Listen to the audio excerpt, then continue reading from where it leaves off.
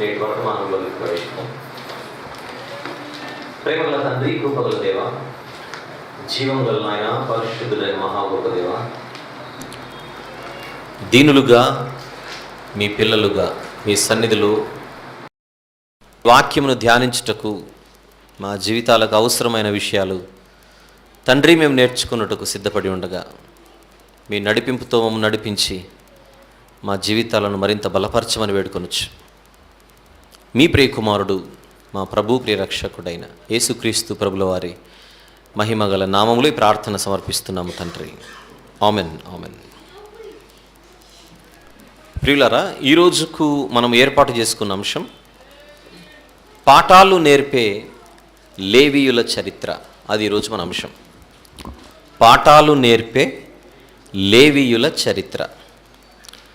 Cell phones అన్నీ కూడా మనము నిశ్శబ్దంగా ఉంచుకొని మనము వాక్యం విందాం. మధ్యలో ఎవరు తిరగకండి. ఎంత ఇంపార్టెంట్ కాల్ వచ్చినా మీరు లేచి బయటికి వెళ్ళకండి. అలాంటి ఒక చక్కని విధేయతతో కూడుకున్నటువంటి వాతావరణంలో ఈరోజు ఈ వాక్యాన్ని మనం విందాం. ఎవరితో మాట్లాడకుండా నిశ్శబ్దంగా విందాం, ఓపికగా విందాం.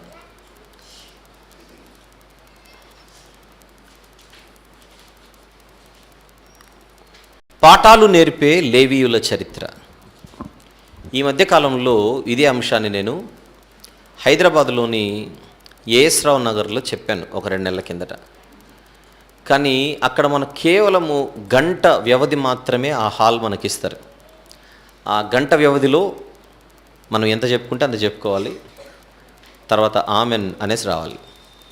అందువలన పూర్తి సమాచారం అక్కడ నేను ఇవ్వలేకపోయాను అన్న ఉద్దేశంతో, పైపెచ్చు మీలో చాలామంది అక్కడికి రానివారు కనుక, ఆ రోజు రాలేదు కనుక, మళ్ళీ మీ అందరి ముందు ఈ అంశాన్ని తీసుకొని వచ్చి ప్రతి ఒక్కరిని ఆలోచింపజేసి ప్రతి ఒక్కరిని ఈ మాటల ద్వారా బలపరచాలన్న ఉద్దేశంతో ఈ అంశాన్ని మరొక్కసారి మీ ముందుకు తీసుకొని వస్తున్నాను. పాఠాలు నేర్పే లేవీయుల చరిత్ర, అది మన అంశం. ఈ మాట వినగానే ఎవరికి పాఠాలు నేర్పే లేవీయుల చరిత్ర అని మీకు అనిపిస్తోందో చెప్పండి. పాఠాలు నేర్పే లేవీయుల చరిత్ర, అది అంశం. ఎవరికి పాఠాలు నేర్పే లేవీయుల చరిత్ర ఇది? చెప్పాలి, అందరూ చెప్పండి. మనకు అనండి. ఎవరికి? మనకు. లేవీయులు కూడా ఇశ్రాయేలీయులే. ఇప్పుడు లేవీయులు స్పెషల్గా ఇశ్రాయేలీయులకు నేర్పిస్తారని మీరు ఒక కోణంలో ఆలోచించి చెప్పారు, కానీ మీరు మంచోళ్ళే, నేను కాదనట్లేదు. కాకపోతే పాఠాలు నేర్పే లేవీయుల చరిత్ర అనగానే ఈరోజు మీరు ఏం ఫిక్స్ అయిపోవాలి? ఓహో, ఈ లేవీయుల చరిత్ర మాకేదో పాఠాలు నేర్పిస్తుందన్నమాట.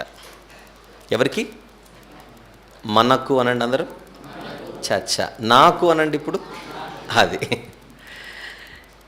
ఇప్పుడు లేవీయుల చరిత్ర ఈరోజు ఎవరికి పాఠాలు నేర్పించబోతోంది అని అందరూ భావించాలి. వినే ప్రతి ఒక్కరు నాకు, నాకు అనుకున్న తర్వాత మాకు, మనకు అన్న భావనలోనికి వెళ్దాం. కనుక ఈరోజు ఇప్పుడే స్టార్ట్ అవుతుంది కనుక ఈ బండి ముగింపుకు వచ్చేసరికి ఆ బండి మన స్టేషన్ ముందు ఆగాలి, మన ఇంటి ముందు ఆగాలి, మన తలుపు తట్టాలి. దాన్ని మనసులో ఉంచుకొని ముందుకెళ్దాం. అందరు రెడీ కదా? మరి స్టార్ట్ చేద్దాం. లేవీయులు మనకు పాత నిబంధనలో ఎక్కువగా కనిపించే ఒక ప్రజా బృందం ఇది. లేవీయుల గురించి మనకు అంతో ఇంతో అవగాహన ఆల్రెడీ ఉందని నేను గట్టిగా విశ్వసిస్తున్నాను మీ విషయంలో. అయినప్పటికీ ఒక ప్రశ్న వేద్దాం.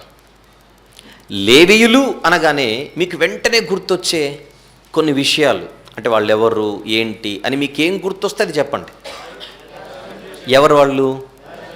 యాజకులు. ఇంకేమైనా?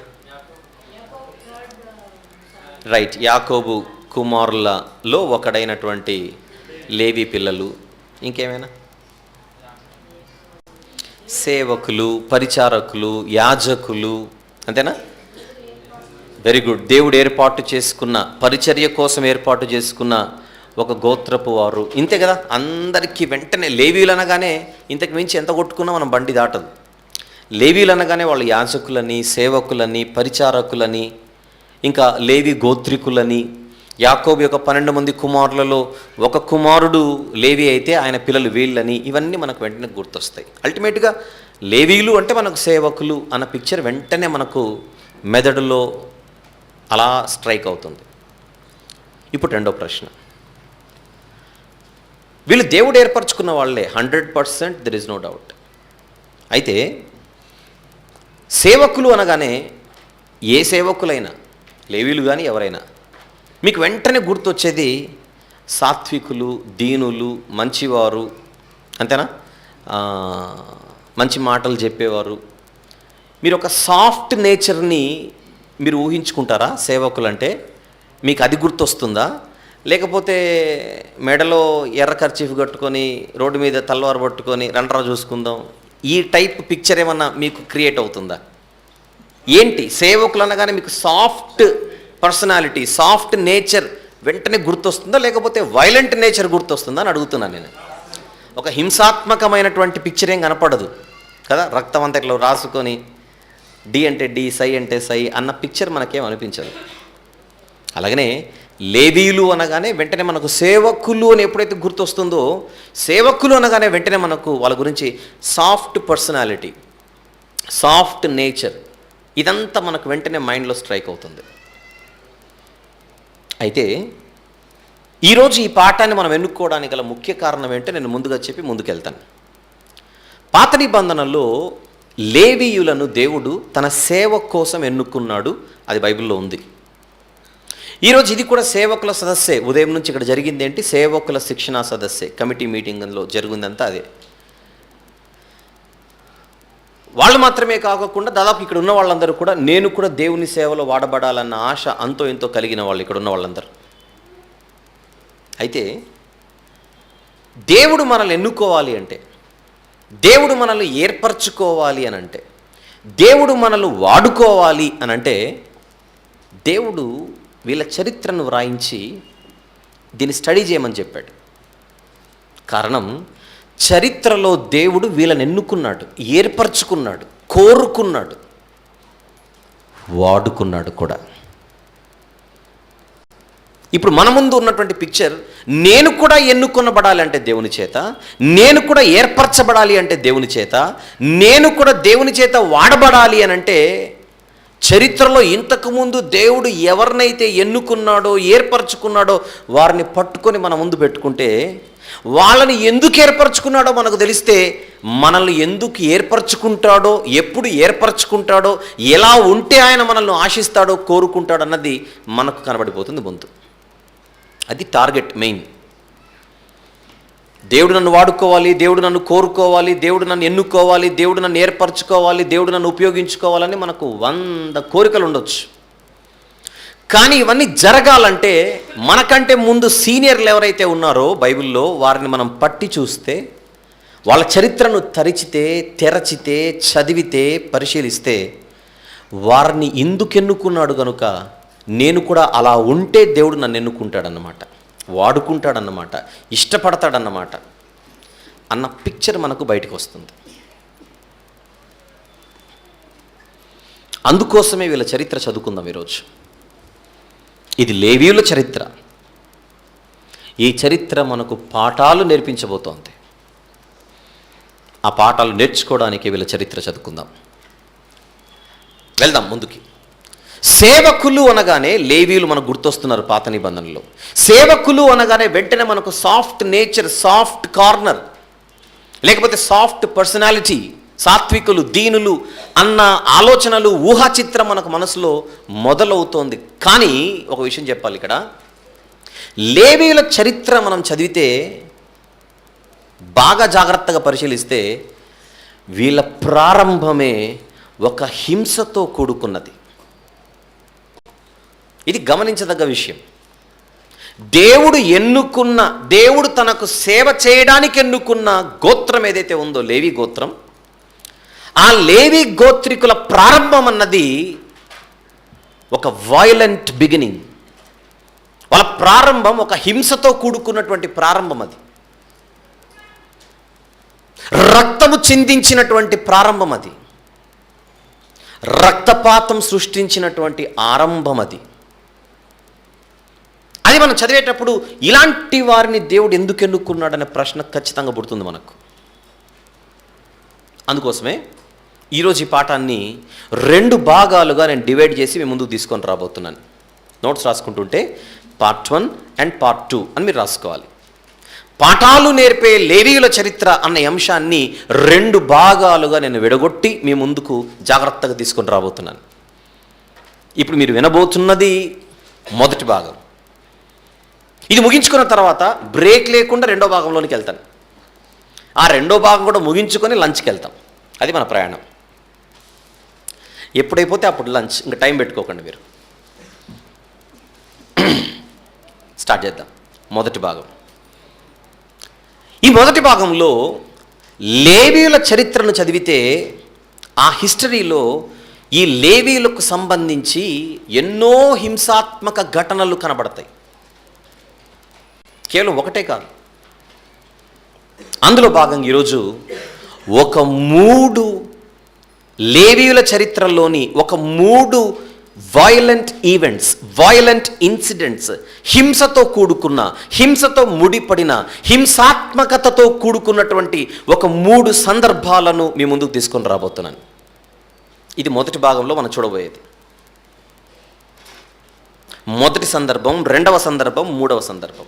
ఈ 3 సందర్భాలలో కూడా జరిగింది రక్తపాతం, మారణ హోమం. ఈ మారణ హోమాన్ని సృష్టించింది ఈ లేవీలే.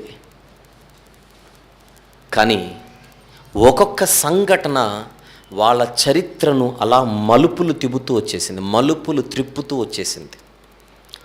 లేవీయుల చరిత్రలో ఈ 3 సంఘటనలు చాలా కీలకమైనవి అని ఎందుకంటున్నానంటే, ఈ 3 సంఘటనలు కూడా వాళ్ళ హిస్టరీని అలా తిప్పుకుంటూ వచ్చాయి. లేవీయుల చరిత్ర చదివేటప్పుడు ఖచ్చితంగా ఈ 3 సందర్భాలు చచ్చినట్టు మనం చదవాల్సిందే. అంత సిగ్నిఫికెంట్ ఈవెంట్స్ గనుక, అంత ప్రాముఖ్యమైనటువంటి సంఘటనలు గనుక ఈ మొదటి భాగంలో ఈ 3టిని మనం టచ్ చేద్దాం. ఒక్కొక్క సంఘటన ఒక్కొక్క ఫలితాన్ని తీసుకొని వచ్చింది వాళ్ళకి. ఒక్కొక్క సంఘటన వాళ్ళ జీవిత పరిస్థితులపై, స్థితిగతులపై ప్రభావం చూపాయి. ఒక్కొక్క సందర్భం, ఒక్కొక్క సంఘటన వారి యొక్క చరిత్రను మార్చేసే విధంగా చరిత్రలో నిలిచిపోయాయి. ఆ 3 సందర్భాలలో ఇప్పుడు నెమ్మదిగా మొదటి సందర్భంలోనికి వెళ్దాం. అంటే లేవీయుల చరిత్రలోని మొదటి హింసాత్మక ఘటన అని మీరు రాసుకోవచ్చు. ఈ ఘటనే లేవి గోత్రానికి ప్రారంభపు ఘటనగా మనం చూడవచ్చు. అదేంటో జాగ్రత్తగా విందాం. ఇక యాకోబు గారికి 12 మంది కుమారులు తెలుసు మనకు, అండ్ ఒక కుమార్తె. యాకోబు గారు తన జీవితంలో పద్దనరాము అనేటువంటి ప్రాంతం నుంచి షెకెము అనేటువంటి ప్రాంతానికి వచ్చి ఆయన సెటిల్ అవుతాడు అక్కడ. ఇప్పుడు షెకెము అనే ప్రాంతంలో యాకోబు గారు నివసిస్తున్న రోజులవి, తన కుటుంబంతో కలిసి. ఆ షెకెము అనే ప్రాంతానికి పాలకుడిగా హమోరు అనే ఒక వ్యక్తి ఉండేవాడు. ప్రాంతం పేరు షెకెము, పాలకుడి పేరు హమోరు. అయితే ఆ పాలకునికి ఒక కుమారుడు ఉన్నాడు. ఆ కుమారుడి పేరు కూడా షెకెమే. అది కన్ఫ్యూజ్ అవ్వకూడదు మీరు. ప్రాంతం పేరు షెకెమే, పాలకుని కుమారుడి పేరు కూడా షెకెమే, షెకెము. ఆ షెకెం అనే ప్రాంతానికి వెళ్ళినప్పుడు ఒకరోజు యాకోబు గారి కుమార్తె, ఆవిడ పేరు దీనా, ఆ దేశపు కుమార్తెలను చూడ్డానికి అలా బయటికి వెళ్ళిపోయింది ఒంటరిగా. అలా వెళ్ళినప్పుడు ఈ షెకెం అనేటువంటి పాలకుని కుమారుడికి ఆమె మీద కన్ను పడి బలవంతంగా ఆవిడని పాడు చేస్తాడు. పాడు చేయడమే కాదు, ఎలాగైనా సరే ఈ అమ్మాయిని నాకు ఇచ్చి పెళ్లి చేయమని తండ్రి మీద ఒత్తిడి తీసుకొని వస్తాడు. ఆ విషయం అప్పటికే యాకోబు గారికి తెలిసి తన కుమారులందరూ పొలంలో పని చేసుకోవడానికి వెళ్ళారు కనుక వాళ్ళు వచ్చేంతవరకు మౌనంగా ఉందామని ఆయన ఎదురు చూస్తూ ఉంటాడు. అమ్మాయి మాత్రం అక్కడే ఉంటుంది. ఈలోపు ఈ పాలకుడైనటువంటి హమోరు వ్యక్తిగతంగా యాకోబు గారి దగ్గరకు వచ్చి ఈ విషయం మాట్లాడడానికి ఆయన వచ్చినప్పుడు పొలము నుండి ఆయన కుమారులు, యాకోబు కుమారులు కూడా వచ్చి చేరుకుంటారు ఈ డిస్కషన్కి. కానీ తమ ఏకైక సహోదరుని ఈ విధంగా అతను పాడు చేయడం ఎంత అవమానకరమని వాళ్ళు మండిపోతుంటారు, రగిలిపోతుంటారు. అయినప్పటికీ తమ సహనాన్ని వాళ్ళు కొని తెచ్చుకొని అతనితో కొద్దిసేపు మాట్లాడడం జరుగుతుంది. అలా మాట్లాడినప్పుడు ఇలా జరిగిందండి, మా అబ్బాయికి మీ అమ్మాయి మీద మనసు పడింది, ఎలాగైనా సరే మీ అమ్మాయిని మాకు ఇవ్వండి అని ఆయన కోరుకోవడం జరుగుతుంది.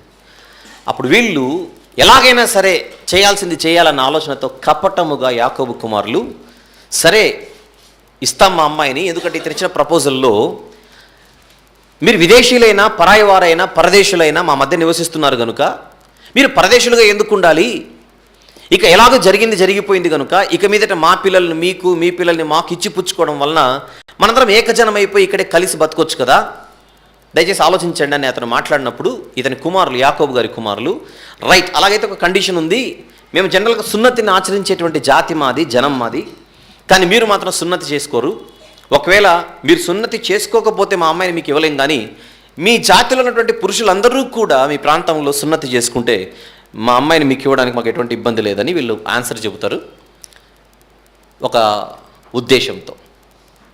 అది విని వీళ్ళకు నచ్చి ఇది పెద్ద విషయమేం కాదని చెప్పేసి బయటికి వెళ్ళిపోయి ఎంత కట్నమైన అడగండి ఇస్తాము, ఎంత ఓలినైనా అడగండి ఇస్తామని చెప్పినటువంటి ఈయన సున్నతి మాత్రమే చేసుకొని వాళ్ళు కోరడంతో ఇబ్బంది ఏం లేదని వెళ్ళిపోయి ఆ ఊరికి వచ్చి ఆ ఊరి గవిని యొద్ద వాళ్ళ ఊరి ప్రజలందరినీ పిలిపించి ఇలా కొత్త వాళ్ళతో జరిగినటువంటి సంభాషణ అంతా కూడా వాళ్ళకి తెలియజేయడం జరుగుతుంది.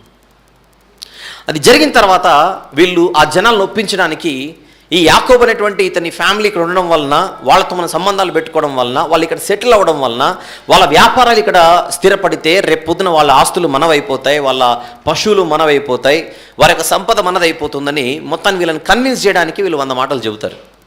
దానికి విని హమోరు అనేటువంటి పాలకుని మీద ఉన్నటువంటి గౌరవంతో అతను ఆ జాతిలో గనుడు గనుక వాళ్ళందరూ ఒప్పుకొని సున్నతి చేయించుకోవడానికి సిద్ధపడతారు. అనుకున్న దినాన వాళ్ళు సున్నతి చేయించుకుంటారు పురుషులందరూ. 3వ దినాన వాళ్ళు భయంకరమైన బాధ అనుభవిస్తుండగా యాకోబు కుమారులలో ఒక ఇద్దరు, ఆ ఇద్దరిలో ఒక ఆయన పేరు షిమ్యోను, మరొక ఆయన పేరు ఈరోజు మనం మాట్లాడుకుంటున్న లేవి గోత్రానికి మూల పురుషుడైన, లేవి గోత్రానికి గోత్రకర్త అయిన లేవి అనేటువంటి మరొక ఆయన. ఈ ఇద్దరు కలిసి కత్తులు పట్టుకొని వెళ్ళి పురుషులు బాధపడుతున్న ఆ సందర్భంలో ఆ ఊరి మీద దాడి చేసి ఊచకోత కోసి పురుషులందరినీ లేపేసి పాలకుడైన హమోరును అతని కుమారుడైన షెకెంను కూడా చంపేసి అక్కడ ఉన్నటువంటి ఆస్తిని కొల్లపట్టి ఎంత చేయాలో అంత చేసి బీభత్సాన్ని సృష్టించి వారి చెల్లిని తీసుకుని ఇంటికి వచ్చేస్తారు. ఈ సందర్భాన్ని మనం చదువుతున్నప్పుడు చెల్లి మీద ఉన్న ప్రేమతో వీళ్ళంతా చేశారని మనకు అనిపించవచ్చు. మొదటిసారి ఇంత భయంకరమైనటువంటి, ఒకవేళ చంపాలనుకుంటే ఆ ఇద్దరిని చంపొచ్చు కదా, హమోరుని అతని కుమారుణ్ణి, ఊరు ప్రజలందరినీ లేపేయడం ఏంటి ఇంత భయంకరమని మనకు అనిపించినా ఒక 10 సార్లు చదివిన తర్వాత చెల్లి మీద ఉన్న ప్రేమ వలన అలా నడిపించిందేమో అని మనకు ఫీలింగ్ కలగొచ్చేమో. కానీ తమ సహోదరికి జరిగిన విషయాన్ని బట్టి వీళ్ళు చేసినటువంటి ఇంత భయంకరమైన మారణకాండను కళ్ళతో చూసి వాళ్ళు వస్తున్నప్పుడు వాళ్ళ బట్టలు, వాళ్ళ వస్త్రాలపైన రక్తపు మరకలు, కత్తులు ఇవన్నీ చూసిన తర్వాత తండ్రి అయిన యాకోబు గారికి ఆ విషయం అంతా అర్థమైపోయి ఆయన చాలా బాధపడ్డాడు. ఆయన వీరిని ప్రోత్సహించలేదు, అభినందించలేదు కూడా. ఏంటి మీ పరిస్థితి, ఎందుకు ఇలా చేశారు, మనం మైనారిటీలం ఇక్కడ, రేపు పొద్దున ఏదైనా తేడా జరిగితే ఆల్రెడీ జరిగిపోయింది, పగ తీర్చుకోవడానికి వీళ్ళందరూ వచ్చి మన కుటుంబం మీద పడితే మన కుటుంబంలో ఏ ఒక్కరు మిగలరు. ఈరోజు ఈ వృద్ధాప్యంలో ఆల్రెడీ నా కూతురికి ఇలా జరిగిందన్న బాధతో నేను కుమిలిపోతుంటే మళ్ళీ రక్తపు మరకలు అంటించుకొని నా పిల్లలు ఇద్దరు వస్తున్నారని ఆయన చూసి ఆయన వృద్ధాప్యంలో ఆ ముసలి తండ్రి తట్టుకోలేకపోయాడు. ఇదే విషయాన్ని కొడుకులను ఇద్దరిని అడిగాడు, షిమ్యోను, లేవీలను. ఎందుకు ఇలా చేశారని అడిగితే ఒక వేశ్య ఎడల చేసినట్టు మా సహోదరి ఎడల వారు చేయవచ్చునా అని చెప్పేసి వెళ్ళిపోయారు సీరియస్గా.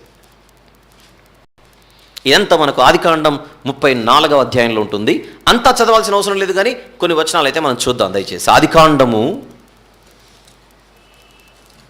34వ అధ్యాయము మీరు మొదటి నుంచి 31 వచనాలు మొత్తం మీరు రాసుకోండి, తర్వాత ఇంటికి వెళ్ళిన తర్వాత చదవండి. అయితే 25 నుంచి మనం చదువుకుంటూ కిందికి వెళ్దాం. 3వ దినమున వారు బాధపడుచుండగా ఆదికాండం 34వ అధ్యాయం 25వ వచనం నుండి, 3వ దినమున వారు బాధపడుచుండగా యాకోబు కుమారులలో ఇద్దరు అనగా దీనా సహోదరులైన షిమ్యోనును లేవియు తమ కత్తులు చేత పట్టుకొని ఎవరికీ తెలియకుండా ఆ ఊరి మీద పడి ప్రతి పురుషుడిని చంపిరి.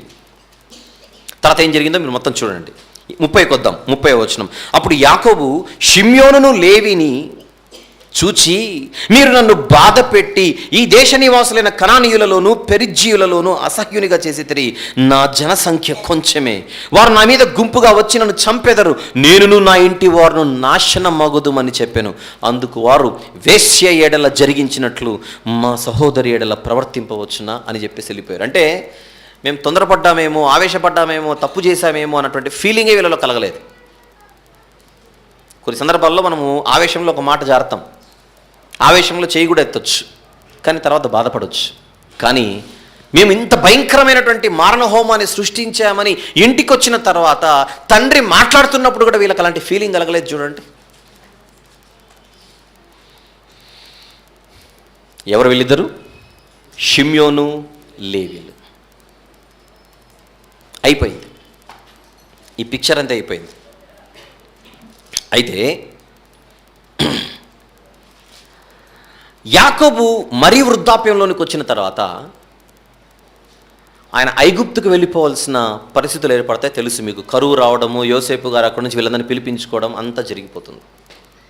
ఇక యాకోబు గారు మరణ పడకపై ఉన్నాడు. ఇప్పుడు ఏ క్షణమైనా ఆయన కన్ను మూసే సమయం ఆసన్నమైంది.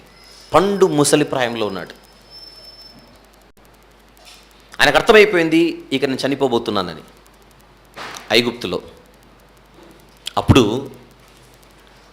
తన పిల్లలందరినీ పిలిచి, మీ అందరి భవిష్యత్తు చెప్పాలనుకుంటున్నాను. అంత్య దినాలలో జరగబోయేటువంటి ఈ భవిష్యత్తును నా పిల్లలుగా మీ అందరి భవిష్యత్తు చెప్పాలనుకుంటున్నాను, అందరు రండి అని చెబుతాడు. కన్ను మూసే ముందుగా యాకోబు గారు భవిష్యత్తు ఎలా చెప్పగలడు అని అడిగితే, ఆయన ఒక ప్రవక్త కనుక. అబ్రహాము, ఇస్సాకు, యాకోబుల దేవుడును నేనని దేవుడు గొప్పగా చెప్పుకుంటాడే, ఆ యాకోబు గురించే నేను మాట్లాడేది.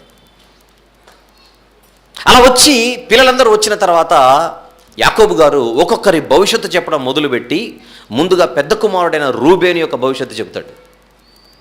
రూబేను భవిష్యత్తు చెప్పిన తర్వాత ఇప్పుడు నెక్స్ట్ షిమ్యోను గురించి చెప్పాలి, తర్వాత లేవి గురించి చెప్పాలి. కానీ రూబేను గురించి ఇండివిజువల్గా చెప్పిన ఆయన షిమ్యోను గురించి ఇండివిజువల్గా చెప్పకుండా, లేవి గురించి సపరేట్గా చెప్పకుండా ఇద్దరిని కలిపి మాట్లాడడం మొదలు పెడతాడు. అలా మాట్లాడేటప్పుడు ఆయన ఏమంటున్నాడో ఇప్పుడు మీరు వాక్య పఠనంగా చదువుకున్నారు, ఒకసారి మళ్ళీ తీద్దాం. ఆదికాండం 49,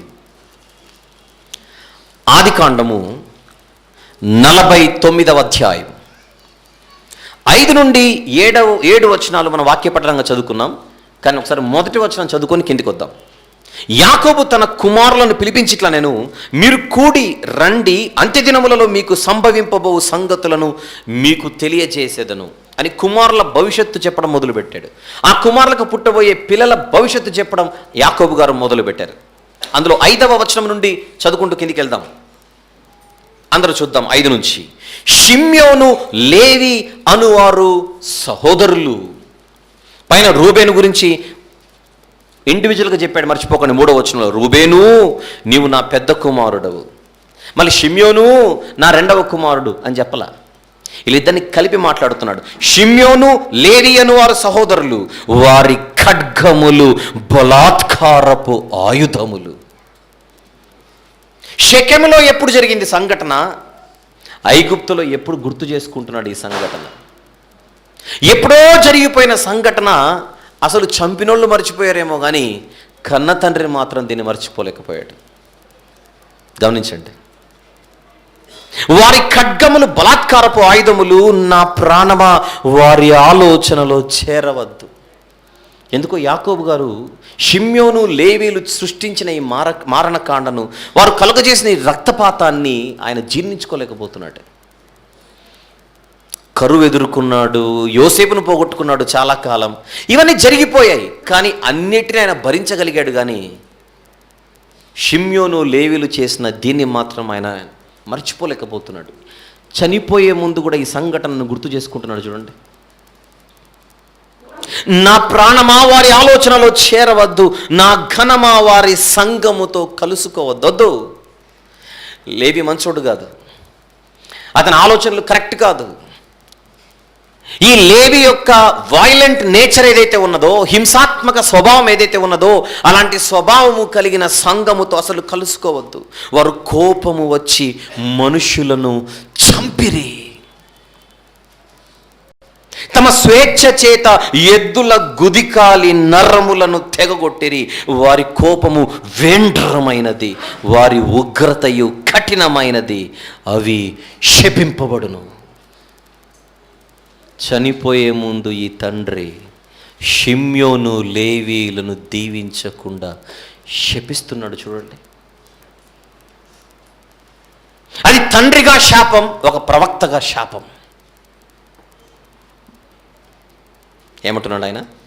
అవి శపింపబడును. ఆ శాపం ఏంటో కింద చెబుతున్నాడు. యాకోబులో వారిని విభజించెదను, ఇశ్రాయేలులో వారిని చెదరగొట్టెదను. యాకోబులో వారిని విభజించేదను, ఇశ్రాయేలులో వారిని చెదరగొట్టెదను. చెదరగొట్టేస్తాను మిమ్మల్ని.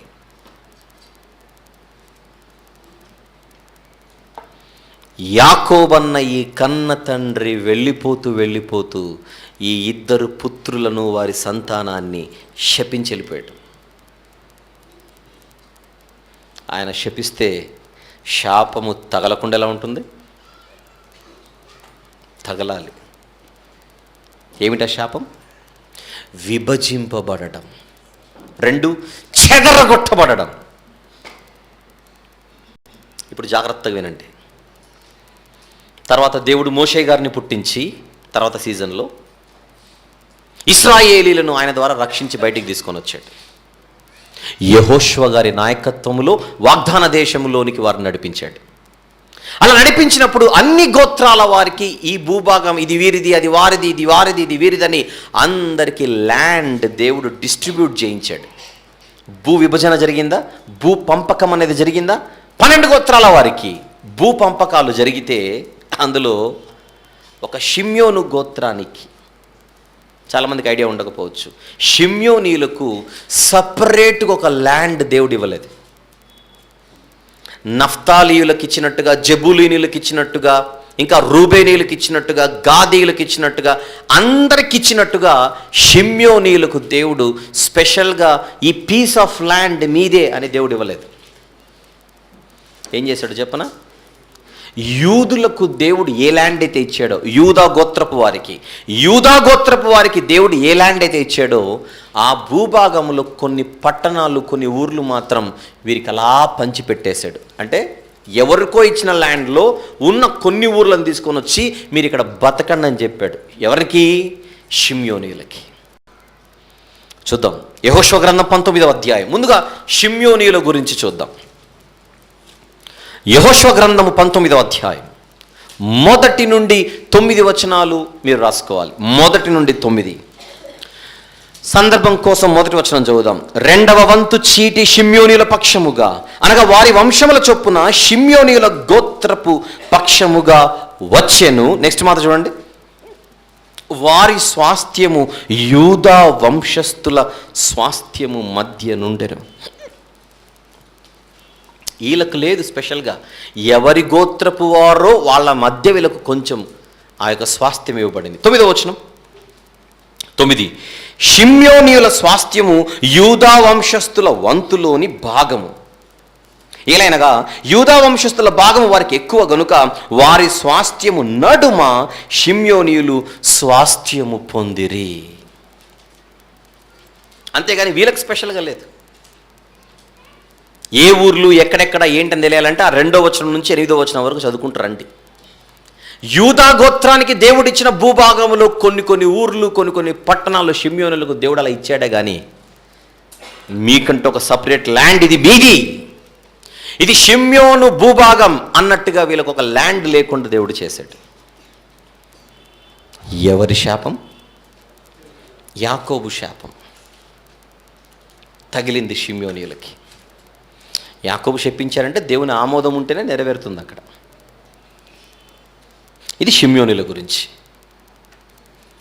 విభజించేశాడు, చెదరగొట్టేశాడు. ఇక నెక్స్ట్ మనం మాట్లాడుకోవాల్సింది లేవీయుల గురించి, ఈరోజు వాళ్ళ గురించే పాఠం కనుక. ఇక లేవీయుల గురించి ఆలోచిస్తే మనకు బాగా తెలుసు, అసలు లేవీయులకి దేవుడు భూమిని స్వాస్థ్యంగా ఇవ్వలేదు సరికదా. వాళ్ళ పరిస్థితి ఏమైందంటే, ఈ 12 గోత్రాల వాళ్ళు ఎవరైతే ఉన్నారో, ఇశ్రాయేలీలు ఎవరైతే ఉన్నారో, ఈ ఇశ్రాయేలీల మధ్య అక్కడక్కడక్కడ ఆ గోత్రపు వాళ్ళ దగ్గర కొన్ని ఊర్లు, ఈ గోత్రం వారి దగ్గర కొన్ని ఊర్లు, ఇంకొక గోత్రం వాళ్ళ దగ్గర కొన్ని ఊర్లు అన్నట్టుగా వాళ్ళకి ఇవ్వబడినటువంటి భూభాగాలలో కొన్ని ఊర్లను మాత్రం లేవీలకు ఇచ్చి మరి అక్కడ బతికేండి అన్నాడు అంతే దేవుడు.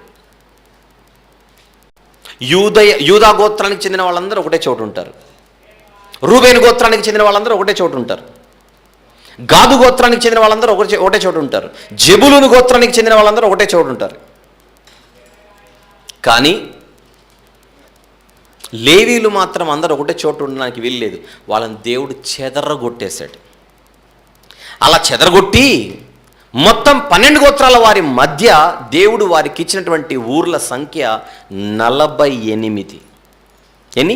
48 ఊర్లు ఇచ్చి ఒక్కొక్కరు ఒక్కొక్క చోట అలా బతకండి అని చెప్పేసి వాళ్ళని చెదరగొట్టేశాడు దేవుడు. Scattered them.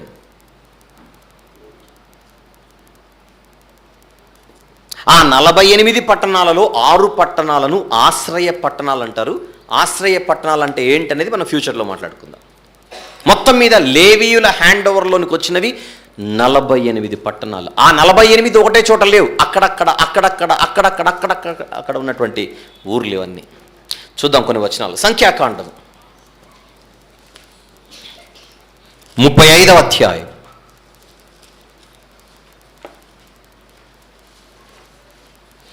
సంఖ్యాకాండము 35వ అధ్యాయం మీరు రాసుకుంటూ ఉంటే 1 నుంచి 8 వచనములు వ్రాసుకోవలసిందిగా మనవి. 1 నుండి 8 వచనములు. 2వ వచనం చూద్దాం. ఇశ్రాయేలీలు తాము పొందు స్వాస్థ్యములో లేవీయులు నివసించుటకు వారికి పురములను ఇయ్యవలెనని వారికి ఆజ్ఞాపించుము. ఆ పురముల చుట్టూనున్న పల్లెలను లేవీయులకు ఇయ్యవలెను. వారు నివసించుటకు ఆ పురములు వారి వగును అంటున్నాడు అక్కడ. ఇశ్రాయేలీలు ఇవ్వాలి.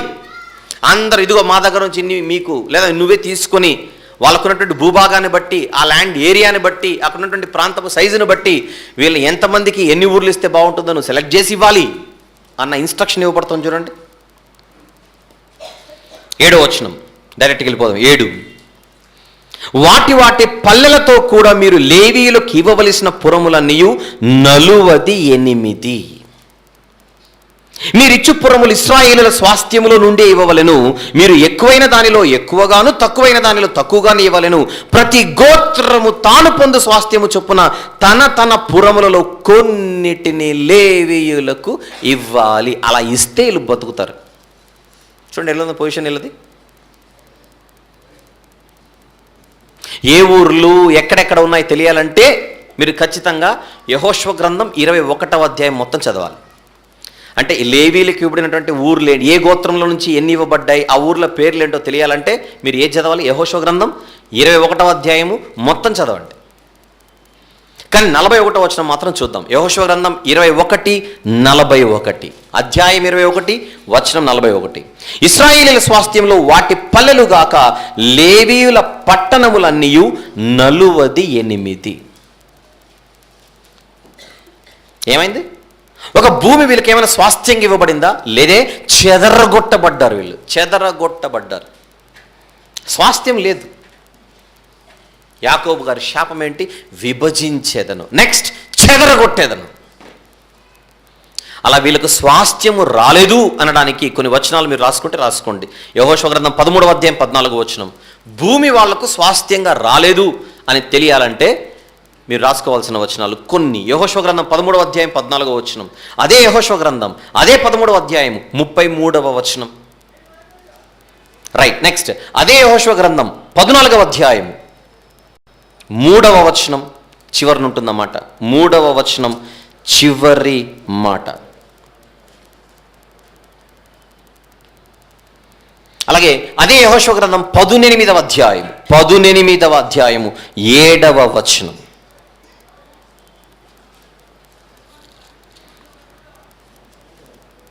రైట్, 7వ వచనం.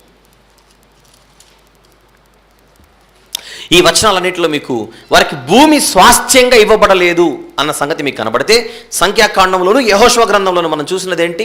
ఇశ్రాయేలీలు వాళ్ళ గోత్రాల చొప్పున కొన్ని ఊర్లు వీళ్ళకి ఇస్తే ఆ పట్టణాలు వీరివై అక్కడ నివసించడం జరిగింది.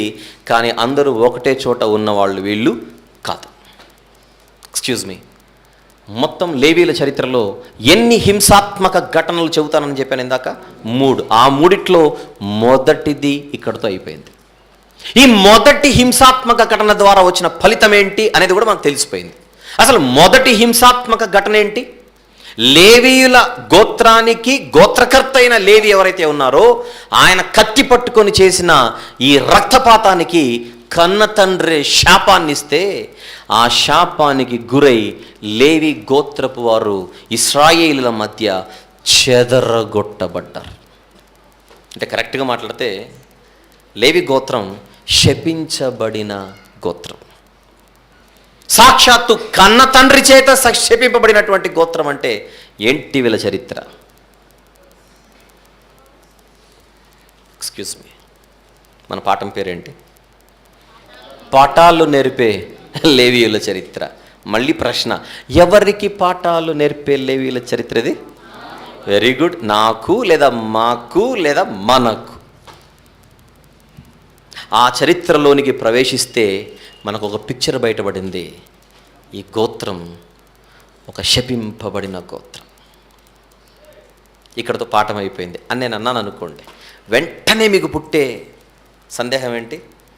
ఇలాంటి శపించబడిన వారిని దేవుడు ఎందుకు ఎన్నుకున్నాడన్న ప్రశ్న పుట్టదు? పుడుతుందా పుట్టదా? వాళ్ళనే కదా దేవుడు ఎన్నుకున్నది. తన పరిచర్య కోసం దేవుడు ఎన్నుకున్నది ఎవరిని? ఈ శపించబడిన వాళ్ళనే, ఈ హింసకులనే, ఈ రక్తపాతాన్ని సృష్టించిన ఈ ఆరంభకుడి పిల్లల్నే.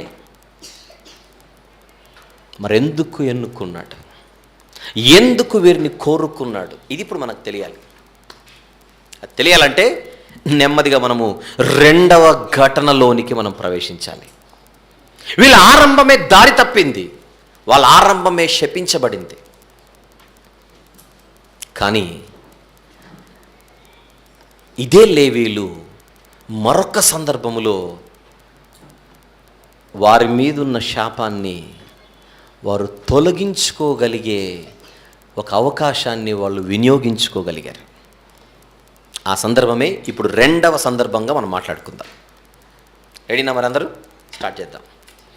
మోషే గారు ధర్మశాస్త్రాన్ని తీసుకోవడానికి సీనాయి పర్వతం ఎక్కాడు, కొండెక్కాడు. వెళ్ళిపోయిన మనిషి ఇంతకాలానికి రాలేదని కొద్ది రోజులు గడిచిన తర్వాత కిందున్న ఇశ్రాయేలీలు అహరోనును పట్టుకొని అర్జెంటుగా మా కొరకు ఒక దూడం చేయమని ఒత్తిడి చేశారు.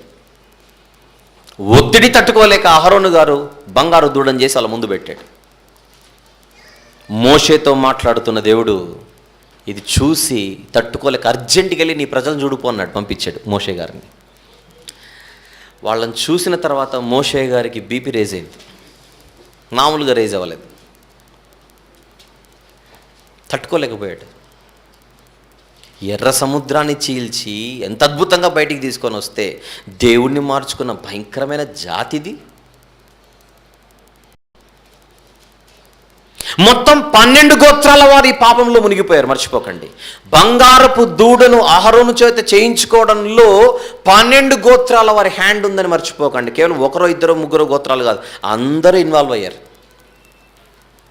నిజానికి దేవుడు ఇప్పుడు ఏం చేయాలి? అందరినీ క్లీన్ స్వీప్ చేసి వాషౌట్ చేయాలి, తుడి చేయాలి అందరినీ. అయితే అంత భయంకరమైన పరిస్థితిలో కూడా తన దాసుడైన మోషే గారి ద్వారా దేవుడు ఇశ్రాయేలీయులకు ఒక అవకాశం ఇచ్చాడు. అదే ఆయన కొండ మీద నుంచి దిగొచ్చి ఆ పరిస్థితిని చూసి తట్టుకోలేక వాళ్ళు దిగిన క్యాంప్ ఏదైతే ఉంటుందో దాన్ని బైబిల్ భాషలో తెలుగులో పాళెము అని అంటారు. ఏమంటారు దాన్ని?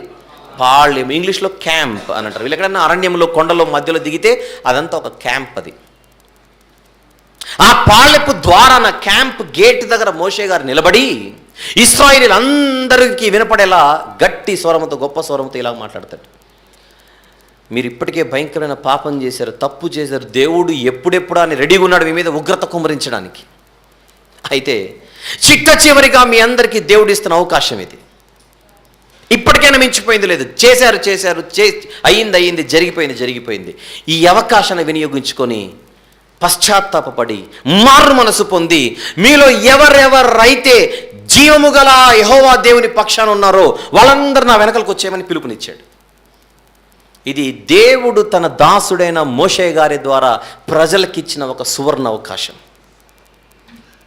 ఎంత తప్పు వాళ్ళు చేసింది? దేవుడిని మార్చుకున్నారనంటే వ్యభిచారం చేసినట్టే ఆత్మీయంగా. అలాంటి పరిస్థితిలో దేవుడు వారికి ఇచ్చిన అవకాశం, మీకు ఒక ఛాన్స్ అయితే ఇస్తున్నా నా దాసుని ద్వారా. ఏమిటది? మీలో ఎవరైనా ఇప్పటికీ మించిపోయింది లేదు, మేము తప్పు చేశామని రియలైజ్ అయ్యి పశ్చాత్తాపపడి మారు మనసు పొంది జీవము గల యెహోవా దేవుని పక్షాన ఉన్న వాళ్ళు ఎవరో వాళ్ళందరూ నా వెనకలకు వచ్చేయమని మోషే గారు గట్టిగా పిలుపునిచ్చాడు. పిలుపు కాల్. ఎవరికిచ్చాడు ఆ పిలుపు? అందరికీ. ఆల్. ఏమిటది? కాల్. ఎవరికది? For all. పిలుపు అందరికీ ఇచ్చాడు. రూబేను గోత్రము నుండి బెన్యామీను గోత్రం వరకు మోషే గారు అన్ని గోత్రాల వారికి రండి, పాపము చేశారు సరే, అయిపోయింది సరే, మారు మనసు పొంది రక్షణ పొందుటకు రండి అని రండి అని మోషే గారు పిలిస్తే 12 గోత్రాల వారిలో అన్ని గోత్రాల వారు సైలెంట్గా కూర్చుంటే ఒక్క లేవి గోత్రమే పరిగెత్తుకుంటూ వచ్చి ప్రతి ఒక్కరు లేవి గోత్రంలో అందరూ వచ్చి మోషే గారి వెనకాల నిలబడిపోతారు. ఎంత గొప్ప సంగతి అది! ఎంత బ్యూటిఫుల్ సందర్భం అది! లేవీలు మాత్రమే పాపం చేశారా బంగారు దూడ విషయంలో? మిగిలిన వాళ్ళు కూడా చేశారా? ఏ భేదమును లేదు, అందరూ చేశారు. ఏ భేదమును లేదు, అందరూ పాపము చేస్తే పిలుపు మాత్రం దేవుడు ఎవరికి ఇచ్చాడు? అందరికీ ఇచ్చాడు. రండి రండి రండి రండి. ఆ పిలుపును అందుకున్న ఒకే ఒక గోత్రమే లేవి గోత్రం. ఒక మాట చెప్తాను ఇక్కడ. చరిత్రలో ఇశ్రాయేలు 12 గోత్రాల వారు మాత్రమే కాదు పాపం చేసి దేవుడు అనుగ్రహించి మహిమను పొందలేకపోయినది. ప్రపంచ ప్రజలందరి పరిస్థితి అదే. ప్రపంచ ప్రజలందరి పరిస్థితి ప్రతి తరంలో అదే పరిస్థితి. ఏ భేదము లేదు, అందరూ పాపము చేయుచున్నారు. ఆ జాబితాలో మీరు, నేను, మనము ఉన్నామా లేదా చెప్పండి. పాపము చేసిన వారిలో మనం ఉన్నామా లేదా? పాపము చేస్తున్న వారి జాబితాలో మనం ఉన్నామా లేదా? ఉన్నాం. కానీ దేవుడు ఎంత కృపామయుడంటే ఆనాడు మోషే గారి ద్వారా ఇశ్రాయేలీలందరికీ పిలుపునిచ్చినట్టుగా ఈరోజు కూడా ఈ తరములో ప్రతి తరములో తన దాసులు తన సేవకుల ద్వారా ప్రజలందరికీ పిలుపునిస్తుంటాడు. ఏమని? రండి రండి రండి. బాప్తిస్మిచ్చి యోహాను గారిని పంపి పరలోక రాజ్యము సమీపించి ఉన్నది, మారు మనస్సు పొందుటే రండి. యేసు ప్రభు ఇచ్చిన పిలుపు ఏంటి? ప్రయాసపడి భారము మోయిచున్న ఏ జనులు? సమస్త జనులు. అంటే ఆలా సమ్మ ఆల్. ప్రయాసపడి భారము మోయిచున్న సమస్త జనులారా ఏమన్నాడు ఆయన? నెక్స్ట్, రండి నా యొద్దకు రండి రండి రండి. పిలుపది. అపోస్తలులు ఇచ్చినది పిలుపు. మరి ఈరోజు ప్రపంచ ప్రజలందరికీ దేవుని పిలుపు వెళుతూనే ఉంది. ఎలా పిలుస్తున్నాడో చూద్దాం ఒకసారి బైబిల్ తెరిచి. తెస్సలోనికైలకు రాసిన 2వ పత్రిక, తెస్సలోనికైలకు వ్రాసిన 2వ పత్రిక 2వ అధ్యాయం 14వ వచనం చూద్దాం ఒకసారి. 14, మీరు ఇలాగున రక్షింపబడి మన ప్రభువైన యేసుక్రీస్తు యొక్క మహిమను పొందవలెనని. అంటే దేవుడు, ఆయన అంటే దేవుడు మా సువార్త వలన మిమ్మును పిలిచెను. ఎలా ఇస్తున్నాడు దేవుడు పిలుపు ఈరోజు? సువార్త వలన. ఆ సువార్తను అందించేది ఎవరు? సువార్తికులు. అంటే సేవకులు. అంటే ప్రతి తరములో దేవుడు తన సేవకుల ద్వారా సమస్త ప్రజలకు పిలుపునిస్తున్నట్ట లేదా? చెప్పండి. ఇస్తున్నాడా పిలుపు? ఇస్తున్నాడు. దేవుని దగ్గర ఏమైనా అన్యాయం ఉందా? దేవుని దగ్గర ఎక్కడైనా అధర్మం ఉందా? ఇది చేసింటే బాగుండేదేమో దేవుడు అనడానికి ఆస్కారం ఎక్కడుంది? పిలుపునిస్తూనే ఉన్నాడు, పిలుపునిస్తూనే ఉన్నాడు, పిలుపునిస్తూనే ఉన్నాడు. ఎలా ఇస్తున్నాడు అని అడిగితే సమాధానం తన దాసుల ద్వారా. పిలుపు వచ్చినప్పుడు అందుకున్నోడు ధన్యుడు. ఎవరి వలె? లేవీయుల వలె. చూద్దాం ఒకసారి. ఎక్కడో చూడాలి కదా మళ్ళీ. ఇప్పుడు లేవీయులకు పిలుపు, అందరికి ఇచ్చిన పిలుపును అందుకొని లేవీయులు ఎలా పరిగెత్తారో మనం చూడాలి కదా. మరి నిర్గమకాండము 32వ అధ్యాయం, నిర్గమకాండము 32వ అధ్యాయం 26వ వచనము చూద్దాం. మీకు సందర్భం అర్థం కావాలంటే అధ్యాయం మొత్తం చదవండి, 32వ అధ్యాయం మొత్తం చదవండి తర్వాత. కానీ 26 నుంచి చూద్దాం. ముందుగా 26వ వచనం. అందుకు మోషే పాళెము యొక్క ద్వారమున నిలిచి, యెహోవా పక్షముననున్న వారందరూ నా యొద్దకు రండి అన్నాడా? నా యొద్దకు రండి, ప్రయాసపడి భారము మోయుచున్న సమస్త జనులారా నా యొద్దకు కమాన్ రండి. సేమ్ సేమ్ మోషే గారు నా యొద్దకు రండి, యెహోవా పక్షముననున్న వారందరూ నా యొద్దకు రండి అనగా ఏం జరిగింది? నెక్స్ట్ ఓన్లీ లేవీయులే, లేవీయులందరూ అతని యొద్దకు కూడి వచ్చిరి. రూబేనీలు ఎందుకు రాలేదు మరి? నఫ్తాలీలు ఎందుకు రాలేదు మరి? షిమ్యోనీయులు ఎందుకు రాలేదు మరి? జబూలూనీయులు ఎందుకు రాలేదు మరి? వాళ్ళందరూ చేసిన తప్పు, లేవీలు మాత్రం చేసిన ఒప్పు ఏమిటి అని అడిగితే, అందరితో పాటు లేవీలు పాపం చేశారు. లేవీలతో పాటు దేవుడు అందరికీ పిలుపునిచ్చాడు. కానీ ఆయన పిలుపును అందుకున్నది మాత్రం ఒక్క లేవీలు మాత్రమే. దేవునికి లేవీలలో నచ్చిందేంటో చెప్పనా? అందరితో పాటు వీళ్ళు తప్పు చేశారు సరే, నేను పిలవగానే, నేను అవకాశం ఇవ్వగానే, వాళ్ళు రక్షణ పొందడానికి, మారుమనసు పొందడానికి నేను అవకాశం ఇవ్వగానే వెంటనే వినియోగించుకున్నారే. నా పిలుపు యొక్క విలువ అర్థం చేసుకొని, బైబిల్లో దేవుని పిలుపు యొక్క ప్రాముఖ్యత, దేవుని పిలుపు యొక్క విలువ ఏంటో తెలియాలంటే ఈ సందర్భాన్ని చూస్తే చాలు మనకు. పిలుపునందుకొని వచ్చిన వారిని ఒక్కసారిగా, అసలు ఇశ్రాయేలీలో శపింపబడిన గోత్రం ఇది. కన్న తండ్రి అసహించుకొని, కన్న తండ్రి శపించి మీరు చెదిరిపోండి అని చెప్పాడు. అలాంటి శాపభరితమైనటువంటి ప్రజలను దేవుడు పిలిస్తే, వాళ్ళు ఉన్న పాటున పరిగెత్తుకుంటూ వస్తే, దేవుడు అప్పుడు వారిని హక్కును చేర్చుకొని తన పరిచర్యలో వాడుకున్నట్టుకు ఇప్పుడు నిర్ణయం తీసుకుంటున్నాడు కాసేపట్లో.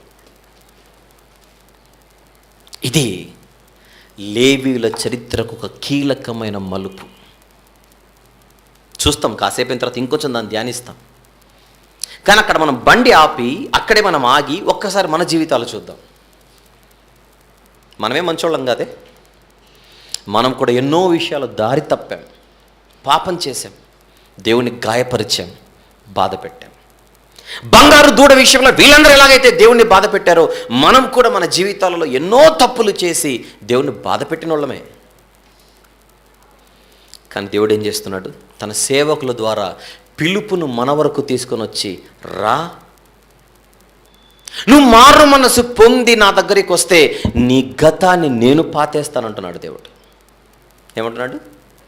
నీ గతాన్ని నేను పాతేసి నిన్ను నేర్పరచుకుంటాను, నిన్ను నేను ఎన్నుకుంటాను, నిన్ను నేను వాడుకుంటాను. ఇది పిలుపు.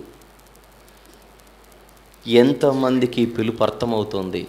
ఎంతమంది పిలుపును అందుకోగలుగుతున్నారు చెప్పండి? ఇప్పటికీ పిలుపును గురించిన అవగాహన మనకు లేదు. చెప్పాలంటే క్రైస్తవులలోనే చాలామందికి దేవుని పిలుపు ఎలా ఉంటుందో తెలియదు.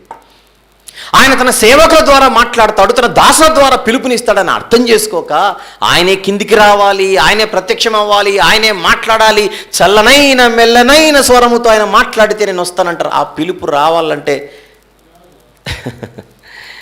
ఏంటి అసలు? ఒకప్పుడు సమూయేలుతో మాట్లాడాడుగా, ఒకప్పుడు మోషేతో మాట్లాడాడుగా, ఒకప్పుడు సౌలుతో మాట్లాడాడుగా. దమస్కుకు వెళ్ళే మార్గ మధ్యంలో నాతో ఎందుకు మాట్లాడు? పిలువుదేవా పిలువుదేవా అని దేవుడు ఇలా పిలుస్తాడని చాలామంది ఎదురు చూస్తూ జీవితాన్ని వ్యర్థం చేసుకుంటున్నారు.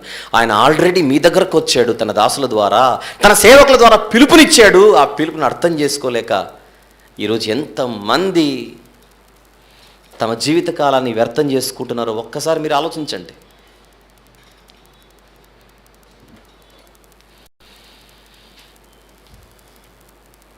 మనం ఆల్బమ్స్ చేస్తున్నాం. సందర్భం కనుక ఒక మాట చెప్తాను. మనము ఆల్బమ్స్ చేస్తున్నాం తెలుసు. 4th ఆల్బంలో ఒక పాట ఉంది, ఆధారం ఏమున్నది నీతికి ఆధారం ఏమున్నది. ఆ పాట మేము రికార్డ్ చేసింది ఒక స్టూడియోలో సికింద్రాబాద్లో. ఆ రికార్డ్ చేసేటప్పుడు సౌండ్ ఇంజనీర్ ఎవరైతే ఉన్నారో ఆయన ఆ పాటను టేక్ చేసి నేనే దాన్ని తీసుకుంది. సింగర్ పాడుతుంటే దాన్ని మొత్తం రికార్డ్ చేసింది ఆయనే, క్రైస్తవుడే. అదే కాదు, ఇప్పుడు 5th ఆల్బమ్ రిలీజ్ అవ్వబోతుంది త్వరలో. ఈ 5th ఆల్బంలో కూడా ఒక పాట అదే స్టూడియోలో రికార్డ్ చేశాం. ఆ పాటను కూడా రికార్డ్ చేసింది ఆ సౌండ్ ఇంజనీరే. ఎన్నోసార్లు తనకు పరిచయం ఉన్నటువంటి ఆత్మీయులు, స్నేహితులు, వాళ్ళు మాత్రమే కాదు, ఆ సౌండ్ ఇంజనీర్ గారి తండ్రి మంచి సేవకుడు, ఆయన పరిచర్యలో ఉంటూ ఈయన ఒక్కడే కొడుకు. ఈ ఒక్కగానొక్క కొడుకుని ఎన్నోసార్లు చెప్పాడట, నువ్వు సేవలోనికి రారా, సేవలోనికి రారా, సేవలోనికి రారా అని. సేవకుడైన తండ్రి కుమారుడిని పిలిస్తే దేవుడు పిలవాలి డాడీ, దేవుడు పిలవాలి డాడీ, దేవుడు పిలవాలి డాడీ, ఇదే ఆన్సర్. ఎంతమంది చెప్పినా దేవుడు పిలిస్తే టైం వస్తుంది, దేవుడు పిలుస్తాడు అప్పుడు వస్తాను సేవలోకి, టైం వస్తుంది దేవుడు పిలుస్తాడు అప్పుడు వస్తాను, ఇదే ఆన్సర్. వాళ్ళ నాన్న పిలిచేది దేవుని పిలిపైన అర్థం కాలేదు. తన తండ్రి సేవకుడు, ఆ సేవకుని ద్వారా దేవుడు నన్ను పరిచర్యలోనికి రమ్మంటున్నాడు అన్న సంగతి ఆయనకు అర్థం కాలేదు. ఆ పిలుపు వస్తే వెళ్తాను. ఎన్నో ఎకరాలలో వాళ్ళకు ఒక క్యాంపస్ ఉంది, ఆ క్యాంపస్లో మంచి పరిచర్య జరుగుతోంది. నా తర్వాత నా కన్న కుమారుడు ఈ సేవను చూసుకోవాలనే తండ్రి కలలు కని ఆ ఒక్క కుమారుడిపై ఎన్నో ఆశలు పెట్టుకున్నాడు. ఈయన మాత్రం పిలుపు వస్తే వెళ్దామని ఈ సౌండ్ ఇంజనీరింగ్ వర్కే చేసుకుంటున్నాడు. కోట్లకు కొలదిగా ఆస్తి, కోటీశ్వరులు. అలాంటి ఆయన ఒక నెల కిందట, ఈ రోజుకి సుమారు ఒక నెల కిందట హైదరాబాద్ నుంచి వాళ్ళ స్వస్థలానికి బొలేరోలో వెళ్తున్నాడు బండి వేసుకొని, ఇంకొక స్నేహితుడిని పక్కన పెట్టుకొని. వెళుతుండగా వర్షం పడుతుంది. ఈ బొలేరోను క్రాస్ చేస్తున్న ఒక లారీ క్రాస్ చేయబోతూ, ఓవర్టేక్ చేయబోతూ పక్కన డివైడర్కి ఆ లారీ గుద్దుకొని ఆ వేగంలో టైర్లు ఉడిపోయి ఆ లారీ కాస్త అలా ఒరిగి ఈ బొలేరో మీద పడిపోయింది. అసలు ఏంటి పరిస్థితి? పాపం ఆయన ఆ క్షణంలో పక్కన స్నేహితుని నువ్వు దిగిపో అన్నాడంతే. ఆ సెకండ్లో ఆ వ్యక్తి దిగగలిగాడు, ఈయన దిగలేకపోయాడు. ఆ లారీ కింద బొలేరో అలా క్రష్ అయిపోయింది. ఒక మంచి సహోదరుడు తన ప్రాణాన్ని పోగొట్టుకున్నాడు. ఏమంటున్నాను నేను? పిలుపు కోసం ఆయన ఎదురు చూస్తే చివరకు పిలుపు ఎలా వచ్చిందో చూడండి. దీపం ఉన్నప్పుడే ఇల్లు చక్కబెట్టుకోవాలంటే ఏంటో మనకు అర్థం కావాలి. కొన్ని సంవత్సరాల కిందట ఒక అన్నగారితో నేను మాట్లాడేటప్పుడు ఆయన నాకు ఒక కథ చెప్పాడు. అది అవసరం కనుక ఒక మాట చెప్తాను ఇక్కడ. ఇంతకుముందు వైఎంసీలో కూడా చెప్పినట్టే ఉన్నాను. ఒక ఊరిలో ఒక గురువు లాంటి వాడు స్వామీజీ అందరికీ బోధలు చేస్తుంటాడు దేవుని గురించి. అలాంటి ఊరికి ఒకరోజు వర్షాలు ఎక్కువ పడి దగ్గరలో ఉన్న ఒక ఆనకట్ట తెగిపోయి వరదలు ఎంటర్ అవుతున్నాయి. నీళ్లు మెల్లగా ఎంటర్ అయిపోయాయి ఊరిలోనికి. అది గమనించిన ఊరిలో ఉన్న వాళ్ళు పరిగెత్తుకుంటూ వెళ్ళిపోతూ స్వామీజీ దగ్గరకు వచ్చి, గురూజీ ఊరు మునిగిపోయే అవకాశం ఉంది, ఎందుకైనా మంచిది మనం ఇప్పుడే జాగ్రత్త పడ్డాం, మంచిది వెళ్ళిపోదామని అంటే అప్పుడు ఆ మనిషి అన్నాడు, మనకు దేవుడు ఉన్నాడయ్యా, మీరు వెళ్ళండి. వాళ్ళకి ఏం చెప్పాలో అర్థం కాక వెళ్ళిపోయారు. కొంచెం నీటి శాతం పెరిగేసరికి రెండో బృందం పరిగెత్తుకుంటూ మళ్ళీ గురూజీ దగ్గరకు వచ్చి, అయ్యా నీటి శాతం పెరిగిపోతుంది, రా బయటికి వెళ్దామని అంటే, దేవుడున్నాడు రా మూర్ఖులారా, మీరు వెళ్ళండి అన్నాడు సీరియస్గా. అంతే. అలా రెండో బృందం వెళ్ళిపోయింది, మూడో బృందం వెళ్ళిపోయింది, నాలుగో బృందం కూడా వెళ్ళిపోయింది. దాదాపుగా మునిగిపోయేసరికి ఊరంతా వెళ్ళిపోయారు. చివరికి ఆ గురూజీ మాత్రమే ఉండిపోయాడు. అప్పుడు దగ్గరలో ఉన్నటువంటి పోలీసులు ఏం చేశారు, దగ్గరలో ఉన్నటువంటి సైనికులు పోలీసులు ఒక పడ వేసుకొని వచ్చి ఊర్లో ఎవరైనా ఉన్నారేమో అని చూస్తుంటే ఈ గురూజీ ఒక్కడే అక్కడికి మెడ వరకు వచ్చేసి నీళ్ళలో ఉన్నాడు. అప్పుడు వాళ్ళు వచ్చి, అయ్యా గురూజీ మీకోసమే వచ్చా మేము, అందరు వెళ్ళిపోయారు, ఊరంతా ఖాళీ అయిపోయింది, పడవ ఎక్కమంటే, మూడులారా దేవుడున్నాడు రా అన్నాడు. వాళ్ళు ఎంత చెప్పినా ఒప్పుకోలేదు. వచ్చిన వాళ్ళు ఏం చేయక వెళ్ళిపోయారు అంతే. చివరికి మునిగిపోయాడు, ప్రాణం పోయింది. ఇప్పుడు ఆత్మ దేవుని దగ్గరికి వెళ్ళింది.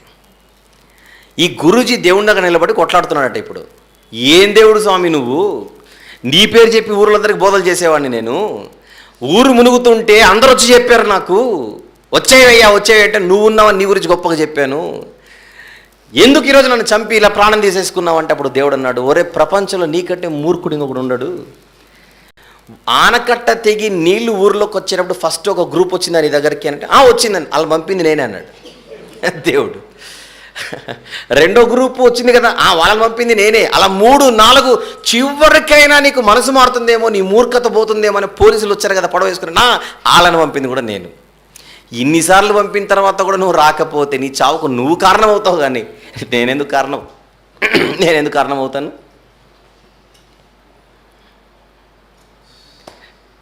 ఇలాంటి మూర్ఖులు ఎంతమంది లేరు మన మధ్య? దేవుడిస్తున్న పిలుపు ఎవరి ద్వారా ఇస్తాడు? పౌలు భక్తుడు చెప్తున్నది ఏంటి తెస్సలోనిక పత్రికలో, మా సువార్త వలన మిమ్మును పిలిచాను. అర్థం కావట్లేదు పరిస్థితి, అర్థం కావట్లేదు.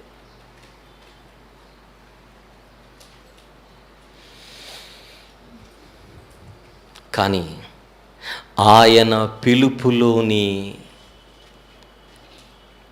విలువను అర్థం చేసుకుని లేవీయులు మాత్రం పరిగెత్తుకుంటూ వచ్చేశారు. ఒకవేళ మనం నిర్లక్ష్యం చేస్తున్నామేమో గుర్తుపెట్టుకోండి. మనుషులు పిలుస్తుంటే వీళ్ళు మనుషులు కదా అనుకుంటున్నామేమో. అదే పౌలు భక్తుడు అదే తెస్సలోనిక సంఘానికి పత్రిక రాస్తూ, మనిషి ఇచ్చే పిలుపును ఉపేక్షిస్తే అంటే వదులుకుంటే ఎవరితో మనం పెట్టుకుంటున్నట్టు రాశాడు చూడండి. మొదటి పత్రిక, ఇప్పుడు రెండో పత్రికలో ఉన్నాం మనము, మొదటి పత్రిక కొద్దాం. తెస్సలోనిక మొదటి పత్రిక 4వ అధ్యాయం. తెస్సలోనిక మొదటి పత్రిక 4, 8వ వచనము చూద్దాం ఒకసారి. 8, కాబట్టి ఉపేక్షించువాడు మనుష్యుని ఉపేక్షింపడు, కానీ మీకు తన పరిశుద్ధాత్మను అనుగ్రహించిన దేవునిన్నే ఉపేక్షించుచున్నాడు. పిలుపునిచ్చేది దేవుడు మనిషి ద్వారా.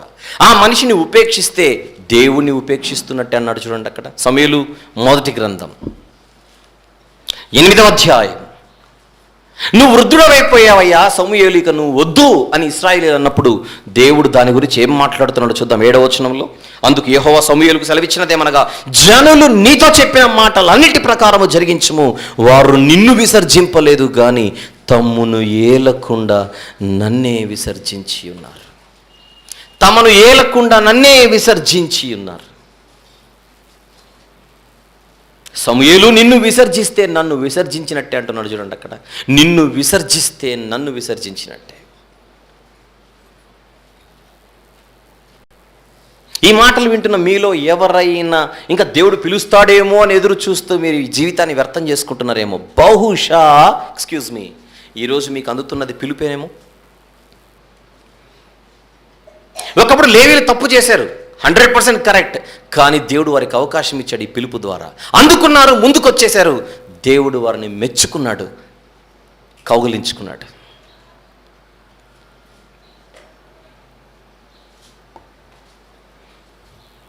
ఒక 2 ఏళ్ల కిందటో, 3 ఏళ్ల కిందటో, 5 ఏళ్ల కిందటో బహుశా మీ జీవితాల్లో ఏమైనా జరిగిందేమో. మీరు కూడా ఏదైనా తప్పు చేశారేమో. గుర్తు తెచ్చుకోండి కొద్దిసేపు.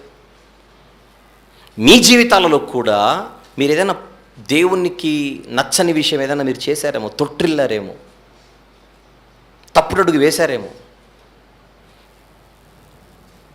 ఆ విషయం ఈరోజు మీకు శాపమై కూర్చొని మిమ్మల్ని వెంటాడుతోందేమో. అంతేనా? ఒకప్పుడు మనం చేసిన తప్పు ఇప్పటికి మనల్ని వెంటాడుతుంటుంది చూడండి. ఆ ఎఫెక్ట్ అనేది, ఆ యొక్క ప్రభావం అనేది మనల్ని వెంటబడుతుంటుంది. దానివల్ల మీరు ఎన్నో సమస్యలు ఎదుర్కొంటూ చాలా బాధను అనుభవిస్తున్నారేమో.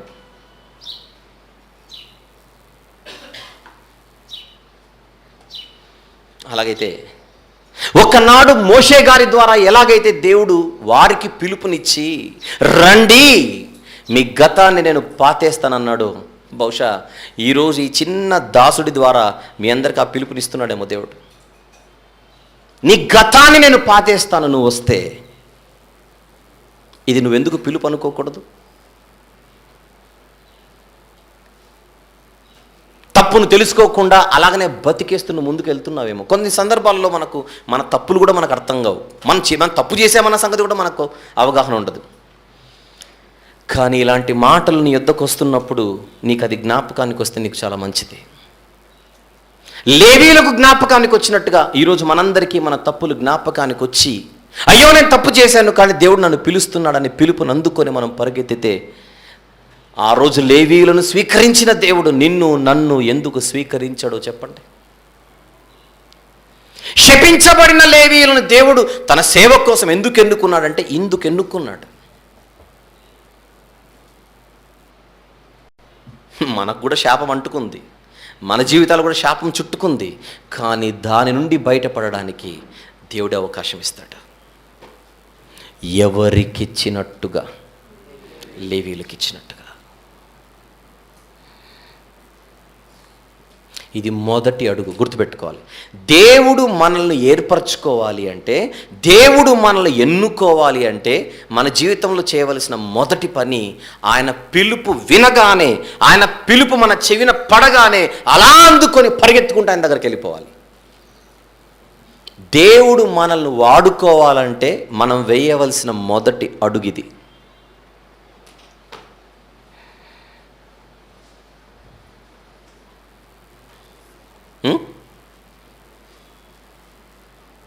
ఒక మంచి ఉదాహరణ చెప్తాను. మీలో కొంతమందికి స్టేజ్ ఫియర్ ఉండొచ్చు, ఉంటుంది కదా. ముందుకు వచ్చి మాట్లాడాలంటే స్టేజ్ ఫియర్. ఆ భయం పోవడానికి మీరు సంవత్సరాల తరబడి టైం తీసుకుంటూ ఉంటారు.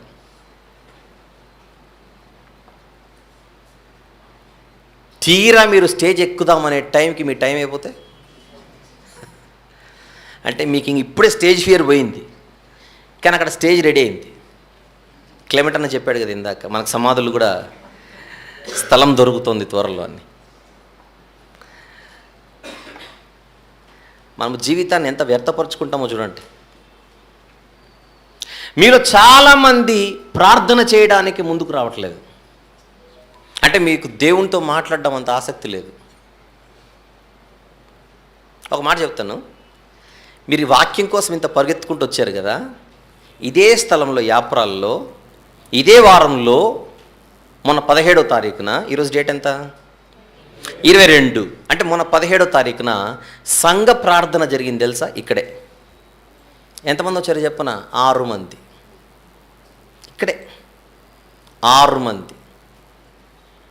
ఆ రోజు కూడా వాక్యం చెప్పాను నేను ఇక్కడ నిలబడే 6 మందికి చెప్పాను వాక్యం. ఏం చెప్పానో చెప్పనా? ప్రార్థన కదా, అందుకే రాలేదు ఎవరు. రేపు పొద్దున వాక్యం అంటే వస్తారు చూడండి.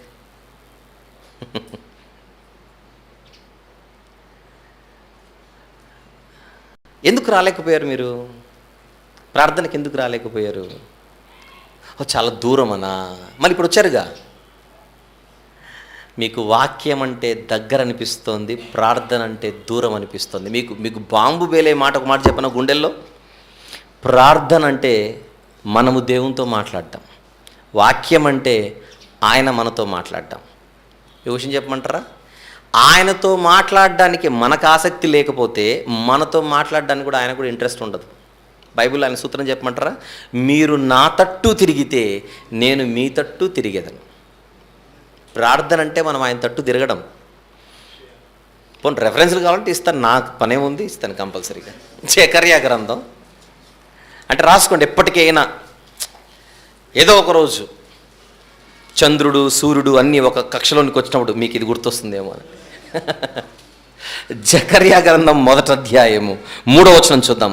కాబట్టి నీ వార్త ఇట్లనము, సైన్యములకు అధిపత్యకు యెహోవా సెలవిచ్చినదేమనగా, మీరు నా తట్టు తిరిగిన ఎడల నేను మీ తట్టు తిరిగేదను. మలాకీ గ్రంథం 3వ అధ్యాయం 7వ వచనము చూద్దాం.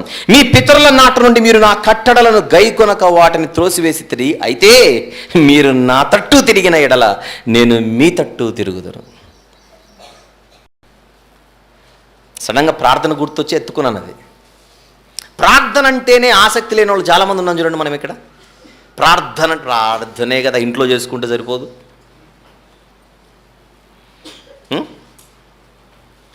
అంటే ఇంట్రెస్ట్ లేదు, మనకు ఓపిక లేదు, దాని ప్రాముఖ్యత మనకు అర్థం కావట్లేదు. రైట్. ఒకవేళ మీ ప్రార్థనా జీవితం బలహీనంగా ఉందేమో జాగ్రత్త. రేపు పొద్దున పరలోకపు తలుపుల దగ్గర కూడా రానివాడు దేవుడు అని ఈ దాసుని ద్వారా మిమ్మల్ని హెచ్చరిస్తున్నాడేమో దేవుడు. ఈ బలహీనత ఉంటే అంటే మనకు ఒకసారి తప్పులు గుర్తుకు రావు. నేనేం తప్పు చేస్తున్నాను అబ్బా, వన్స్ అపాన్ ఏ టైం కూడా నాకు గుర్తు రావట్లేదని మీకు అనిపిస్తుండొచ్చు. వన్స్ అపాన్ ఏ టైం ఎందుకు, మన 17 గురించి మాట్లాడదాం అంటున్నాను నేను. మన ప్రార్థనా జీవితం బలహీనంగా ఉందేమో. దేవుడు అంటున్నాడు, రా. అపోస్తలుల బోధ యందును, సహవాసమందును, రొట్టె విరుచుట యందును అండ్ ప్రార్థన యందును వారు ఎడతెగక. మీలో కొంతమందిని దేవుని స్తుతించమని కోరుతున్నా. దేవుని స్తుతించడానికి అంత ఫీల్ అవుతారేంటి? అడగాల్సి వస్తుంది, అమ్మ మీరు చేయండి, అమ్మ అయ్యా మీరు చేయండి, అయ్యా దేవుని స్తుతించడని అడుక్కోవాల్సి వస్తుంది ఏంటి? అంటే స్తుతించడానికి కూడా మనకు మనసు రావట్లేదని అంటే ఇంతకు మనం దేవునితో సహవాసం గలవారమేనా చెప్పండి? కరెక్ట్గా చెప్పాలంటే మన భక్తి జీవితం, మన ఆత్మీయ జీవితము ఎల్కేజీ స్టాండర్డ్లో ఉందని ఒప్పుకోవాలి అంతే. స్తుతించడానికి నోరు రాదు, ప్రార్థన చేయడానికి నోరు రాదు, మనసు రాదు, మాటలు రావు. ఎందుకు మనం బతికేది చెప్పండి? ఇవన్నీ మన జీవితంలో జరుగుతున్న తప్పులు ఇవి. పోనీ స్తుతించండి అని అన్నామా, స్తుతికి ప్రార్థనకు తేడా లేకోకుండా చేసేస్తున్నారు మీరు. ఉన్నమాట చెప్దాం. స్తుతిస్తూ చివరిన ఈ ప్రార్థన యేసుప్రభు నామమున అడుగుచున్నాము తండ్రి. నువ్వేమడిగావని అడుగుతున్నావు ఇక్కడ? నువ్వు స్తుతించింది కదా, స్తుతిని సమర్పించాలి. నువ్వు గొప్ప దేవుడు నాయన, మహనీయుడవు, కృపామయుడు, కరుణామయుడు అని దేవుని స్తుతించి కీర్తించి ఈ స్తుతులన్నీ ప్రభు అయిన యేసుక్రీస్తు వారి పేరట నీకు సమర్పిస్తున్నాము తండ్రి అను. నువ్వేం చేస్తున్నావు? స్తుతించి ఈ ప్రార్థన యేసుప్రభు నామమున వేడుకొనుచున్నాను తండ్రి అంటే. ఏం వేడుకున్నావని ఇక్కడ వేడుకొనుచున్నాను అన్నావు? నేను ఆమెను కూడా అన్నాను తెలుసా మీకు? ప్రార్థన కరెక్ట్ ఉంటేనే ఆమెనంటా నేను. ఎందుకంటే నీ తప్పుడు ప్రార్థనలు నేను ఎందుకు ఏకీభవించాలి? నేర్చుకోవాలి. స్తుతించడం రాదు, ప్రార్థించడానికి మనసు లేదు. ఎందుకు స్తుతి ఏర్పాటు చేసామనుకుంటున్నారు? బయటికి వెళ్తే మనం తలెత్తుకోలేము అసలు. వీళ్ళు ప్రార్థన ఏంటి ఇలా చేస్తున్నారు, స్తుతి ఏంటి ఇలా చేస్తున్నారని మనల్ని చూసి అసహించుకోరు. కానీ అసహించుకోకపోయి కనీసం ఆలోచించరు మన గురించి. ఇలా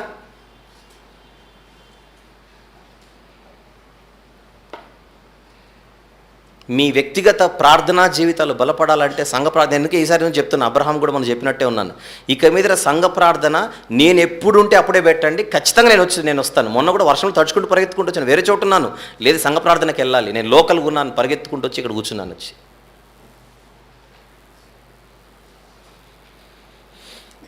విలువ అర్థం కావాలి. 60 మంది ఉన్నారు, 6 మంది ఉన్నారు, మనకేంటి సంబంధం? మన జీవితం ఆత్మీయంగా బలపడాలి అని అంటే ప్రతిదీ ఒక చెట్టుకు అన్ని కొమ్మలు ఎలాగుంటాయో ఇదని ప్రతి ఆత్మీయ జీవితానికి ఇవన్నీ కొమ్మలు లాంటివి.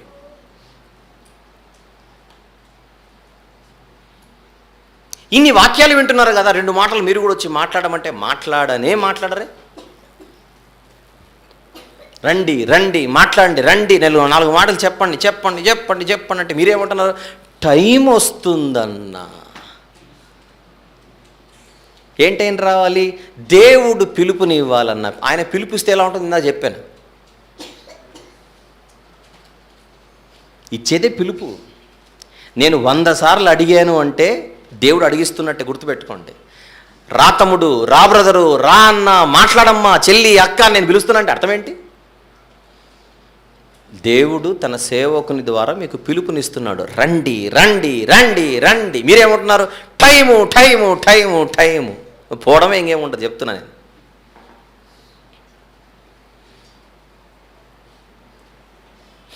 మనము చేస్తున్న తప్పు, లేవీయులు చెయ్యని తప్పు ఏంటని అడిగితే, పిలుపులు 1000 సార్లు ఇచ్చినా మనం ఒకసారి కదలట్లేదు. వాళ్ళకు ఒక్కసారి పిలుపునిస్తే 1000 అడుగులు ముందుకేసారు చూడండి. అందుకే దేవుడు వారిని ఎన్నుకున్నాడు. పాఠాలు నేర్పే లేవీయుల చరిత్ర నేర్పిస్తుందా? బాగా నేర్పుతుంది, బాగా నేర్పుతుంది. ఫస్ట్ స్టెప్ ఏంటో చెప్పాను. దేవుని పిలుపును గ్రహించి అర్థం చేసుకొని వెళ్ళిపోవాలి, వచ్చేయాలి.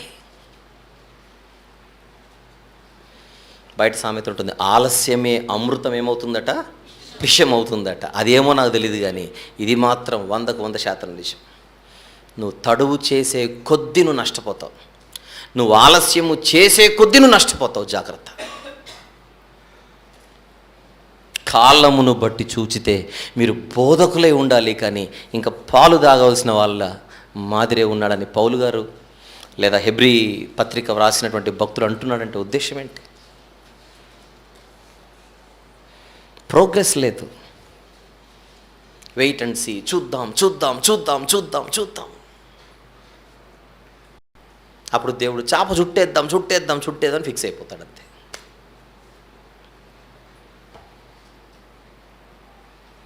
రైట్. ఇప్పుడు సెకండ్ స్టెప్, సేవలో దేవుడు మనల్ని వాడుకోవాలి, ఎన్నుకోవాలి అని అంటే మొదటి అడుగు ఆయన పిలుపుని అందుకోవాలి. 2, బాగా వినండి మాట. లేవీయులు ఎప్పుడైతే వెనక్కొచ్చారో అప్పుడు మోషేతో దేవుడు చెప్పిన మాట, మోషే, వీళ్లను నేను ప్రతిష్ఠించుకోబోచున్నాను, నా సేవ కోసం ఏం చేయబోతున్నాను, ప్రతిష్ఠించుకోబోచున్నాను. అలాగైతే వాళ్ళకు ఒక చిన్న పరీక్ష పెట్టాలి. మనకు కూడా ఉంటుంది ఆ పరీక్ష. ఆ పరీక్షను ఇప్పుడు మాట్లాడాలి నేను. ఆ పరీక్షే ఇక్కడ పాపం చేసిన వాళ్ళందరూ ఉన్నారుగా, దూడకు మొక్కి వీళ్ళందరూ చేసిన వాళ్ళు భయంకరంగా దేవుని ఉగ్రత కోసం వాళ్ళు తయారైపోయారుగా. వీళ్ళందరినీ దేవుడు ఇప్పుడు శిక్షించడానికి సిద్ధపడ్డాడు. ఏమిటా శిక్ష? మరణ శిక్ష. దేవుడు ఎవరికైతే శిక్ష విధించబోతున్నాడో అందులో లేవీయులకు అన్నలు ఉన్నారు, తమ్ముళ్ళు ఉన్నారు, బంధువులే కదా వీళ్ళందరూ, సహోదరులు ఉన్నారు, సోదరీమణులు ఉన్నారు, పొరుగువారు ఉన్నారు, స్నేహితులు ఉన్నారు, అందరూ ఉన్నారు. కానీ దేవుడు ఇప్పుడు వీళ్ళకి పెట్టిన పరీక్ష, ఈ ఇశ్రాయేలీలందరూ కూడా ఇప్పుడు నేను విధించబో శిక్షకి పాత్రలు. కానీ నేను విధించబోయే శిక్షను ఈ లేవీల చేతిలో పెడతాను, వారిని విధించమని చెప్పు. అంటే వీళ్ళ చేతుల మీదుగా ఆ మరణ శిక్ష నేను విధిస్తాను. ఇప్పుడు ఒక తరగతి గదిలో క్లాస్లో టేబుల్స్ నేర్చుకొని రమ్మని మ్యాథ్స్ టీచర్ చెప్పాడు పిల్లలకి. తెలుగులో ఏమంటారు టేబుల్స్ని? అది మీకు బాగొచ్చు, వినండి. ఎక్కాలు నేర్చుకొని రమ్మని చెప్పాడు. 3 రోజులు టైం ఇచ్చిన తర్వాత 4వ రోజు అదని టెస్ట్ చేస్తున్నాడు. మొదటి నిలబెడితే వాడు చెప్పలా, 2వ వాడు నిలబెడితే వాడు చెప్పలేదు, 3, 4 అయిన తర్వాత 5వ వాడు నిలబెడితే గడ గడ గడగడ చెప్పేశాడు. నేర్చుకోమని అందరు చెప్తే ఈడొక్కరు నేర్చుకున్నాడు, వాళ్ళెందుకు నేర్చుకోలేదని. పర్లేదు వినండి. అందరికీ చెబితే వీడొక్కడు నేర్చుకున్నాడు, వీళ్ళెందుకు నేర్చుకోలేదని ఆయన ఏం చేశారంటే, నిజానికి ఎక్కాలు చెప్పని వారికి బెత్తపు దెబ్బలు ఎవరు కొట్టాలి? మాస్టర్ గారు కొట్టాలి. ఒకసారి టీచర్ ఏం చేస్తారు చెప్పనా, ఒరై అలా ముక్కు పట్టుకొని పడేలని కందిపోవాలి చూడు చెప్పంటాడు. ఏమైనా ఎక్స్పీరియన్స్ ఉందా? ఉంది కదా అందరికీ. రైట్. ఇప్పుడు చెప్పనోడికి చెంప దెబ్బ ఎవరి చేత కొట్టిస్తాడు మాస్టర్? చెప్పినోడి చేత. ఓహో, మాస్టర్ మాస్టర్ గారికి అప్పుడప్పుడు ఇలాంటి విధానం కూడా ఉందన్నమాట. చెప్పినోడి చేత చెప్పనోడి చెంప చెళ్ళు మరిపించే విధానం మాస్టర్ గారికి ఉన్నట్టుగా పిలుపునందుకున్న రానోళ్ల చెంపలు వచ్చినోళ్ల చేత కొట్టించడానికి దేవుడు సిద్ధపడ్డాడు. అది వీళ్ళకి ఇప్పుడు పరీక్ష.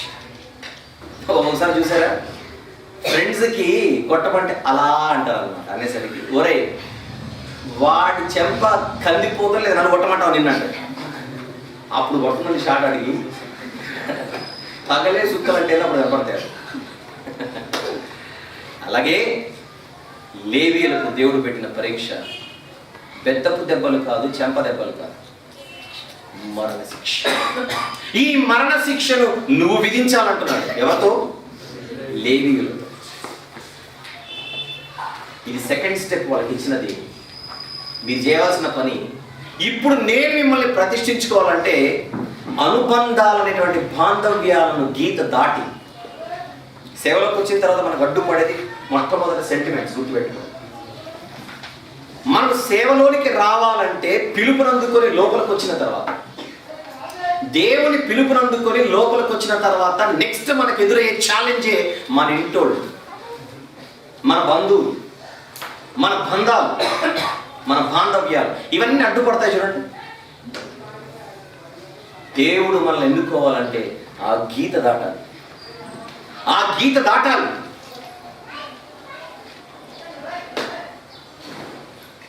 ఇప్పుడు లేవీయులకు పెట్టిన పరీక్ష. మీ బంధుత్వాలు, మీ బాంధవ్యాలు, మీ అనుబంధాలు అన్ని పక్కన పెట్టి, మోషే గారి ద్వారా చెప్పిన మాట కొంచెం వినడానికి కఠినంగా ఉన్న వారికి ఎదురైనటువంటి అగ్ని పరీక్ష చూడండి. ఆ పాళెములోని ప్రతి గుడారపు ద్వారము వెంబడి ద్వారం వెళ్ళి కత్తి తీసుకొని కనబడిన వారందరినీ చంపే ఉన్నాడు దేవుడు. ఇప్పుడు లేవీయులు మేము చంపమని ఆయన చంపేస్తాడు. శిక్ష ఖరారు అయిపోయింది. ఎందుకు? పిలిపించిన తర్వాత కూడా వాళ్ళు ఇంకా అందుకోలేదు కనుక. ఇది లేవీయులకు పరీక్ష అంటారా కాదంటారా? చూద్దాం వచనం. నిర్గమకాండం 32.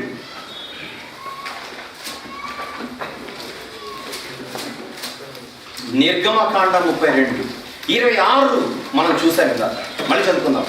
అందుకు మోషే పాళెం యొక్క ద్వారమున నిలిచి, యెహోవా పక్షమున ఉన్న వారందరూ నా యొద్దకు రండి అనగా లేవీయులందరూ అతని యొద్దకు కూడి వచ్చిరి. నెక్స్ట్ 27వ వచనం ఏంటి? అతడు వారిని చూచి, మీలో ప్రతి వాడును తన కత్తిని తన నడుమున కట్టుకొని పాళెంలో ద్వారం నుండి ద్వారమునకు వెళ్ళుచు ప్రతి వాడు తన సహోదరుని ప్రతివాడు తన చెలికానిని ప్రతివాడు తన పొరుగువారిని చంపవలెనని. సంబంధాలు దేవునికి గుర్తు చేస్తున్నాడు చూడండి దేవుడు. ప్రతివాడు తన సహోదరుని, ప్రతివాడు తన చెలికానిని, ప్రతివాడు తన పొరుగువారిని చంపవలెనని ఇశ్రాయేలీయుల దేవుడైన యెహోవా సెలవిచ్చుచున్నాడు. కనబడినోళ్ళని చంపడం కాదు, అక్కడ బాంధవ్యాలను, సంబంధాలను ఆయన అక్కడ చూపిస్తున్నాడు చూడండి. ఏంటి మీరు పరీక్ష? ఆ ఎమోషన్స్, ఆ సెంటిమెంట్స్ ఏవైతే ఉన్నాయో ఆ గీతను దాటేటువంటి ఒక పరీక్ష. 29వ వచనం చదువుదాం. ఏలైనగా ఎందుకంటే మోషే వారిని చూచి, నేడు యెహోవా మిమ్మును ఆశీర్వదించినట్లు. ఇంతవరకు ఏముంది మీ భుజంపై? శాపం. నేడు యెహోవా మిమ్మును ఆశీర్వదించినట్లు మీలో ప్రతి వాడు తన కుమారుని మీద పడియే గాని, తన సహోదరుని మీద పడియే గాని యెహోవాకు మిమ్మును మీరే ప్రతిష్ఠ చేసుకున్నారు. దేవుడు మిమ్మల్ని వాడుకోవాలంటే మీరు ఒక అడుగు దూరంలో ఉన్నారు. ఆల్రెడీ మొదటి అడుగు వేసేసారు. ఏమిటది? పిలుపునందుకొని ముందుకొచ్చారు. పిలుపునందుకొని ముందుకొచ్చిన మీకు అడ్డుపడేది మీ బంధుత్వాలు, మీ బంధాలు, మీ బాంధవ్యాలు. అది కుమారుడితో ఉండొచ్చు, కుమార్తెతో ఉండొచ్చు, సహోదరుడితో ఉండొచ్చు, చెలికానితో ఉండొచ్చు, ఇరుగు పొరుగు వాడితో ఉండొచ్చు.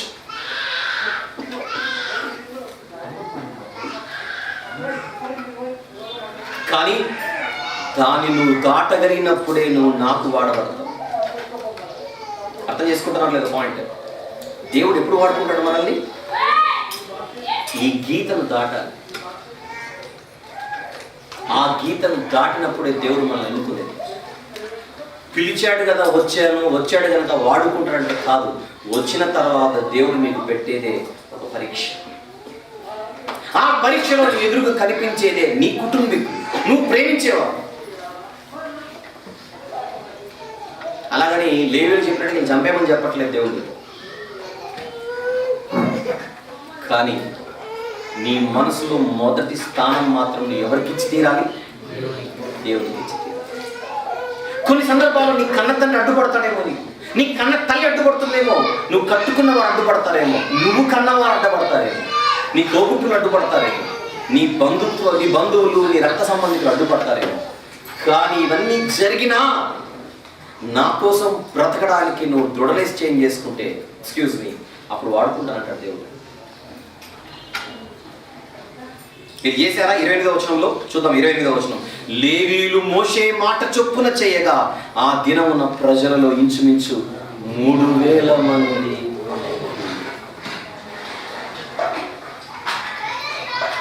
3,000 మంది కూలీలు అంటే రక్తపాతం జరిగిందంటారా జరగలేదంటారా? చెప్పండి.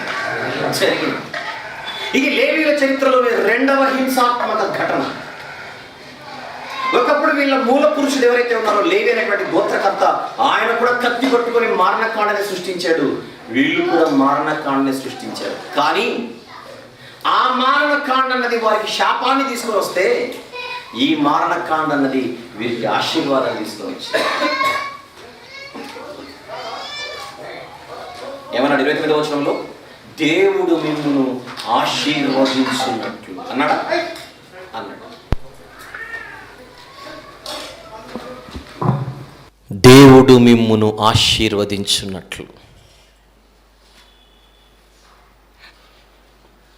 అంటే శాపమే ఏమైపోతుంది వీళ్ళకి ఇప్పుడు?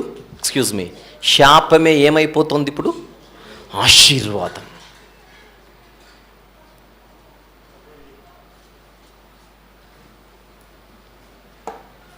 దేవుడు మనల్ని మనం చేసిన తప్పులను బట్టి, మనం చేసిన పాపాలను బట్టి ఒకవేళ మనకు శాపము చుట్టుకుంటే ఆ శాపాన్ని ఆశీర్వాదంగా మలుచుకునే అవకాశం కూడా దేవుడు ఇస్తాడు. ఇది జాగ్రత్తగా మీరు మనసులో పెట్టుకోవాలి. ఈ శాపాన్ని ఆశీర్వాదంగా మలుచుకునేటువంటి అవకాశం కూడా దేవుడు ఇస్తాడు. అలా మనం వినియోగించుకుంటున్నామో లేదో. ఒక శాపం అన్నది మనకు ఆశీర్వాదం ఎప్పుడవుతుంది? యాకోబు పెట్టిన శాపం వెంటాడుతుంది ఆల్రెడీ వీళ్ళకి. కానీ ఆ శాపాన్ని ఈరోజు ఆశీర్వాదంగా మలుచుకునేటువంటి ఒక అవకాశాన్ని లేవీయులు చక్కగా వినియోగించుకుంటున్నారు. అది ఎప్పుడు జరుగుతుంది? ఆయన పెట్టిన పరీక్షలో నువ్వు నెగ్గాలి. ఆ పరీక్ష ఎలా ఎదురవుతుంది నీకు? నీ కుటుంబీకులు, నువ్వు ప్రేమించే వారి ద్వారా. ఉదాహరణకు ప్రపంచ మోక్షానికి దేవుడు అబ్రహాముని ఇంటి నుంచి కదలమన్నాడు. తెలుసా మీకు? ఆదికాండం 12వ అధ్యాయం 1వ వచనంలో నీ ఊరు నుండి బయలుదేరి అబ్రహాం అన్నప్పుడు ఆయన అబ్రహాముతో ఏదో పర్సనల్గా ఏదో ఆయనకేదో లాభాన్ని చేకూర్చడానికి కాదు, అబ్రహాము ఫ్యామిలీకి ఏదో చేద్దామని కాదు అబ్రహామును పిలిచింది బయటికి. ప్రపంచానికి మేలు చేయడానికే అబ్రహామును రమ్మన్నాడు. అబ్రహాము సంతానంలో నుండి దావీదు రావాలి, దావీదు వంశంలో నుండి ప్రభు అయిన యేసుక్రీస్తు రావాలి, ఆయన ద్వారా ప్రపంచానికి మోక్షం రావాలి. అంత సుదీర్ఘమైన ఆలోచనతో అబ్రహామును బయటికి రమ్మన్నాడు. అలా రమ్మనేటప్పుడు ఆయన ఏమంటున్నాడు చూడండి ఒకసారి. ఆదికాండం 12:1 చదువుదాం ఒకసారి. ఆదికాండము 12వ అధ్యాయం 1వ వచనం, నీవు లేచి నీ దేశము నుండి. ఇది చూసారా? వెంటనే పరీక్షానికి నేను నిన్ను వాడుకోవాలంటే అబ్రహాము నీ బంధువుల యొద్ద నుండి, నీ తండ్రి ఇంట నుండి బయలుదేరి ఏ దేశం చూపిస్తే ఆ దేశానికి వచ్చాయన్నాడు. ప్రభు వస్తాను కానీ మా వాళ్ళ వదలలేను ప్రభు అన్నాడు అబ్రహాము.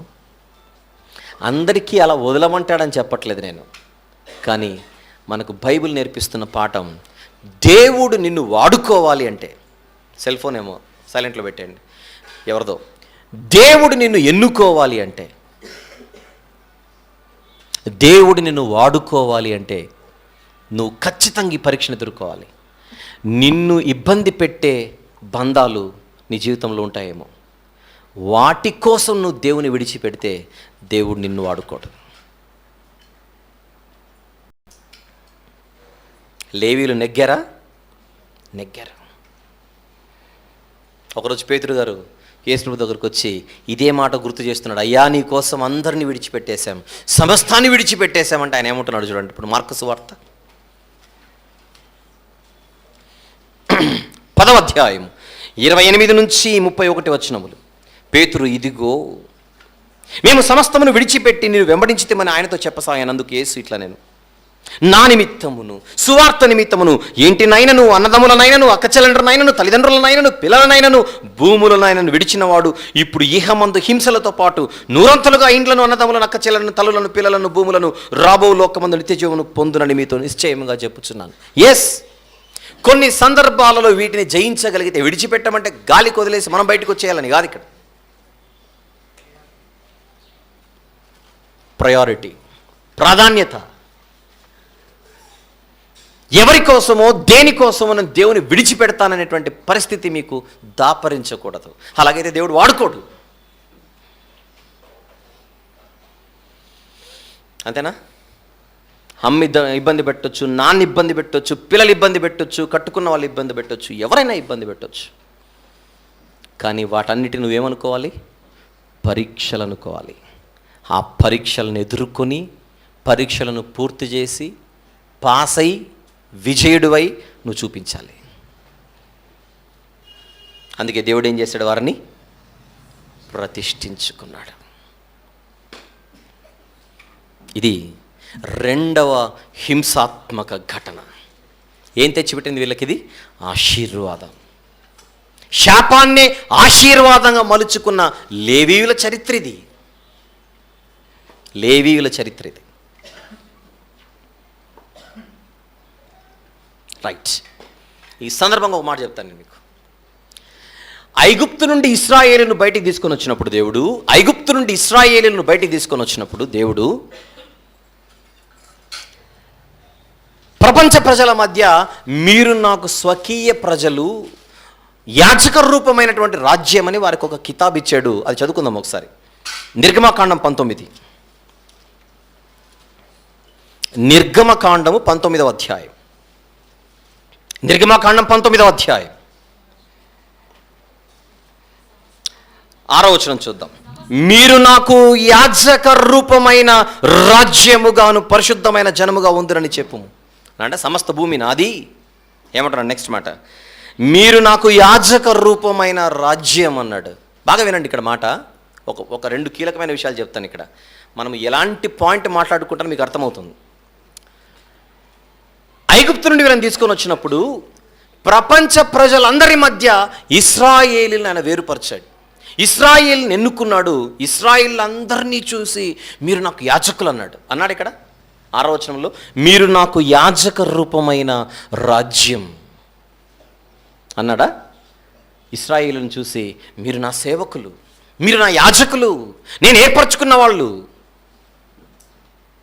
మొత్తం అమోరీలు ఉన్నారు, అమ్మోనీలు ఉన్నారు, మోయాబీలు ఉన్నారు, అమాలేకీలు ఉన్నారు, యెబూసీలు ఉన్నారు, కనానీయులు ఉన్నారు. ఇంతమంది ప్రజల మధ్య, ఇన్ని జాతుల మధ్య ఇశ్రాయేలు జాతిని చూసి దేవుడు అంటున్నమాట, మీరు నా యాజకులు.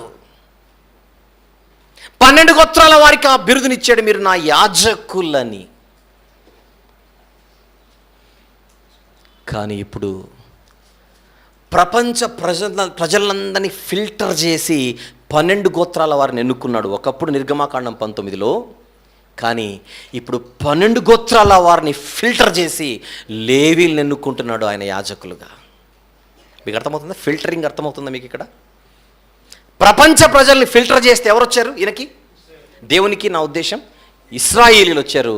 ఇప్పుడు ఇశ్రాయేల్ని ఫిల్టర్ చేస్తే ఎవరు వస్తున్నారు బయటికి? లేవీలు. ఇప్పుడు యాజకులు అంటే ఎవరు ప్రభువా నీకంటే? లేవీయులు. లేవీయులు. నాకు వాళ్ళు పరిచర్య చేయడమే వారికి స్వాస్థ్యం. ఇందాక నేను వచనాలు చూపించాను. యెహోషువ గ్రంథం 13, 14 ఇవన్నీ వచనాల్లో వాళ్ళకు భూభాగం స్వాస్థ్యం కాదు, యెహోవాకు పరిచర్య చేయుటయే వారికి స్వాస్థ్యం. ఎంత గొప్ప ధన్యత! ఎంత గొప్ప ధన్యత!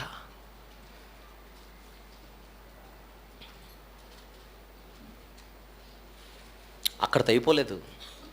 వీళ్ళకు ఇంకా ఎలాంటి గొప్ప స్టేటస్ ఇచ్చాడో మీకు చెబితే ఇంకా ఆశ్చర్యపోతారు. నిర్గమకాండం 13వ అధ్యాయంలో ఒక మాట ఉంటుంది చూడండి. నిర్గమకాండం 13వ అధ్యాయం ఒకసారి 2వ వచనం చూద్దాం. 2వ వచనం, ఇశ్రాయేలీలలో మనుషుల యొక్కయు పశువుల యొక్కయు ప్రథమ సంతతి అనగా ప్రతి తొలిచూలు పిల్లను నాకు ప్రతిష్ఠించుము, అది నాది. ఏమన్నాడు ఇక్కడ? మళ్ళీ ఇశ్రాయేలీలలో మనుషుల యొక్కయు పశువుల యొక్కయు ప్రథమ సంతతి. ఎవరిలో ప్రథమ సంతతి చెప్పాలి?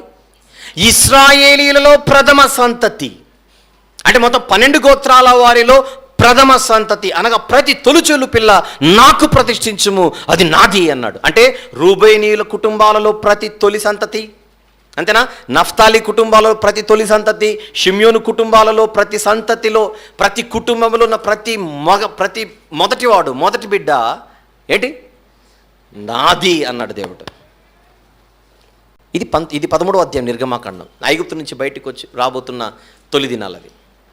అయితే ఎప్పుడైతే లేవీయులు ఈ పరీక్షలో నెగ్గారో దేవుడు తన నిర్ణయాన్ని మార్చుకుని ఆయన ఏం చేశాడో చెప్పమంటారా? ఇశ్రాయేలులో ప్రతి తొలి సంతతి నాదన్నాను కదా, వాళ్ళందరినీ పక్కన పెట్టి వాళ్ళ ప్లేస్లో మొత్తం ఒక గోత్రాన్ని నేను ప్రతిష్ఠించుకుంటానన్నాడు. లేవీయులు ఈ చర్య చేయనంత వరకు ప్రతి గోత్రములో, ప్రతి వంశములో, ప్రతి కుటుంబములో తొలి బిడ్డ ఆయన నాది అన్నాడు. ఎప్పుడు? లేవీయులు పిక్చర్లోనికి రానంత వరకు. కానీ లేవీయులు పిక్చర్లోకి వచ్చిన తర్వాత ఆ అన్ని కుటుంబాలు, అన్ని వంశాలు, అన్ని గోత్రాలు ఉన్నటువంటి తొలి పిల్లలందరినీ పక్కన పెట్టేసి వాళ్ళందరికీ మారుగా ఇలా నేను వాడేసుకుంటాను అని దేవుడు వాళ్ళందరికీ రీప్లేస్మెంట్గా లేవీయులను చూస్ చేసుకున్నాడు. చూడండి ఎంత గొప్ప ధన్యతో అది. సంఖ్యాకాండం 3వ అధ్యాయం, సంఖ్యాకాండము 3వ అధ్యాయం 11 నుంచి 13 వచనాలు రాసుకోండి. రైట్, 11 నుంచి చూద్దాం. మరియు యెహోవా మోషేకి ఇలాగ సెలవిచ్చెను, ఇదిగో నేను ఇశ్రాయేలీలలో తొలిచూలి అయిన ప్రతి మగపిల్లకు మారుగా. అందరూ చూడాలి ఈ వచనం, అందరూ చూడండి అన్నమాట. మళ్ళీ మరియు యెహోవా మోషేకి ఇలాగ సెలవిచ్చెను, ఇదిగో నేను ఇశ్రాయేలీలో తొలిచూలి అయిన ప్రతి మగపిల్లకు మారుగా ఇశ్రాయేలీల నుండి లేవీయులను నా వశము చేసుకొని ఉన్నాను. రీప్లేస్మెంటా? ఎవరిని రీప్లేస్ చేస్తున్నారు వీళ్ళు? అంతకుముందు దేవుడు ఎవరినైతే ఎన్నుకున్నాడో వారందరూ కూడా అర్హత సంపాదించలేకపోయేసరికి వాళ్ళందరి ప్లేస్లోనికి ఎవరు వచ్చేసారు? లేవీయులు. ప్రతి తొలిచూలియు నాది కనుక లేవీయులు నావారయ్యుందురు. లేవీయులు నావారు. అసలు ఆ మాట ఎంత బాగుంది. లేవీయులను చూసి దేవుడు నావారు. అక్కడేమన్నాడు? నిర్గమాకాండం 19:5-6 వచనాల్లో ఇశ్రాయేలులందరినీ చూసి వీళ్ళు నా స్వకీయులు అన్నాడు. ఇందాక 6వ వచనమే చదివించాను, మీరు 5వ వచనం చదివితే మీరు నాకు స్వకీయ సంపాద్యమగుదురు అని అంటాడు. కానీ ఆ ఇశ్రాయేలీల నుండి ఎవరిని ఇప్పుడు నా స్వకీయులు అంటున్నాడు దేవుడు? లేవీయులు. అదే 3వ అధ్యాయము 44-45 వచనములు చూద్దాం. 44-45 వచనములు. మరియు యెహోవా మోషేకి ఇలాగ సెలవిచ్చెను, నీవు ఇశ్రాయేలీలలో తొలిచూలి అయిన ప్రతి వానికి మారుగా లేవీయులను వారి పశువులకు ప్రతిగా లేవీయుల పశువులు తీసుకొనుము, లేవీయులు నావారయ్యందురు, నేనే యెహోవాను. నావారు. ధన్యులయ్యారా లేదా చెప్పండి? శాపభరితమైన గోత్రికులే ఈరోజు దేవుని చేత ఆశీర్వదింపబడిన గోత్రికులుగా మారిపోతున్నారు. చూడండి ఏమైంది? దేవుడు ఏం చేశాడు? వీళ్ళని లేవీలంటేనే నా యాజకులు అన్నాడు.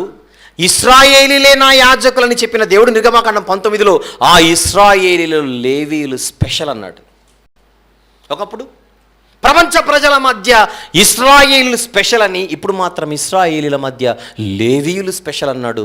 దానితో పాటు ఒకప్పుడు అన్ని గోత్రాలలో, ఆ గోత్రాలలోని అన్ని వంశాలలో, ఆ వంశాలలోని అన్ని కుటుంబాలలో ఉన్న ప్రతి తొలి మగబిడ్డ నాది అన్న దేవుడు ఇప్పుడు ఏం చేస్తున్నాడు? వాళ్ళందరికీ మారుగా ఎవరిని రీప్లేస్ చేస్తున్నాడు? ఇక్కడ లేవీయులను.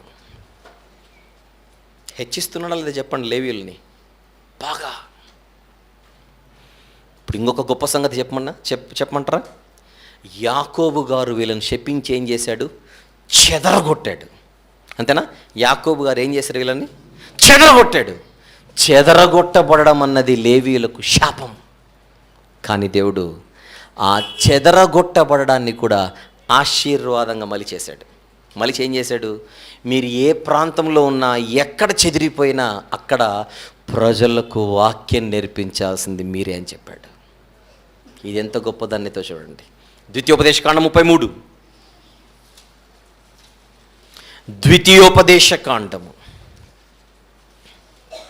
33వ అధ్యాయం 8వ వచనం ముందుగా చూద్దాం. విషయం ఏంటంటే, యాకోబు గారు మృతి చెందక ముందు, అంటే మరణించక ముందు వీళ్ళని శపిస్తే, మోషే గారు, ఈయన దైవజనుడే, ఆయన మరణించక ముందు ఏం చేస్తున్నాడు చూడండి. మొదటి వచనం, దైవజనుడైన మోషే మృతి నొందక మునుపు అతడు ఇశ్రాయేలును దీవించిన విధం ఇది. యాకోబు మరణించే ముందుగా లేవీయులను శపించాడు. మోషే మరణించే ముందుగా లేవీయులకు ఏమిస్తున్నాడు చూడండి. 8వ వచనం, లేవీని గురించి ఇట్లా నేను ఇప్పుడు 10వ వచనం, వారు, అంతేనా, వారు అంటే లేవీయులు, యాకోబునకు నీ విధులను, ఇశ్రాయేలునకు నీ ధర్మశాస్త్రమును నేర్పుదురు అన్నాడు చూడండి జాగ్రత్తగా. మళ్ళీ చూద్దాం. వారు యాకోబునకు నీ విధులను, ఇశ్రాయేలునకు నీ ధర్మశాస్త్రమును నేర్పుదురు. ఎక్కడ నేర్పుదురు? ఎక్కడికి వెళితే అక్కడికి నేర్పించాలి. ఎన్ని పట్టణాలలోనికి చెదరగొట్టేశారు? ఇప్పుడు 48 పట్టణాలలోనికి చెదరగొడితే 12 గోత్రాల ఇశ్రాయేలీల మధ్య అక్కడక్కడ ఇశ్రాయేలీ లేవీయులను దేవుడు చెదరగొడితే, అంటే యాకోబు శాపం వారిని వెంటాడితే, ఆ శాపములో నుండి దేవుడు ఏం పుట్టించాడు? ఆశీర్వాదాన్ని పుట్టించి, నా గురించి అన్ని ప్రాంతాలలో ఉన్నవారు తెలుసుకోవాలంటే వాళ్లకు మీరే దిక్కన్నాడు. ఇప్పుడు లేవీలు ఇశ్రాయేలు ప్రజలందరి మధ్యకు వెళ్ళి చెదిరిపోవడం అన్నది ఇశ్రాయేలు ప్రజలకు అది ఆశీర్వాదం. అందుకే చరిత్ర చెబుతోంది, వీళ్ళు చాలా చోట్ల వాక్యము వినిపించి, బోధించి, నేర్పించారని. కొన్ని సందర్భాలు చూద్దాం. దినవృత్తాంతముల 2వ గ్రంథం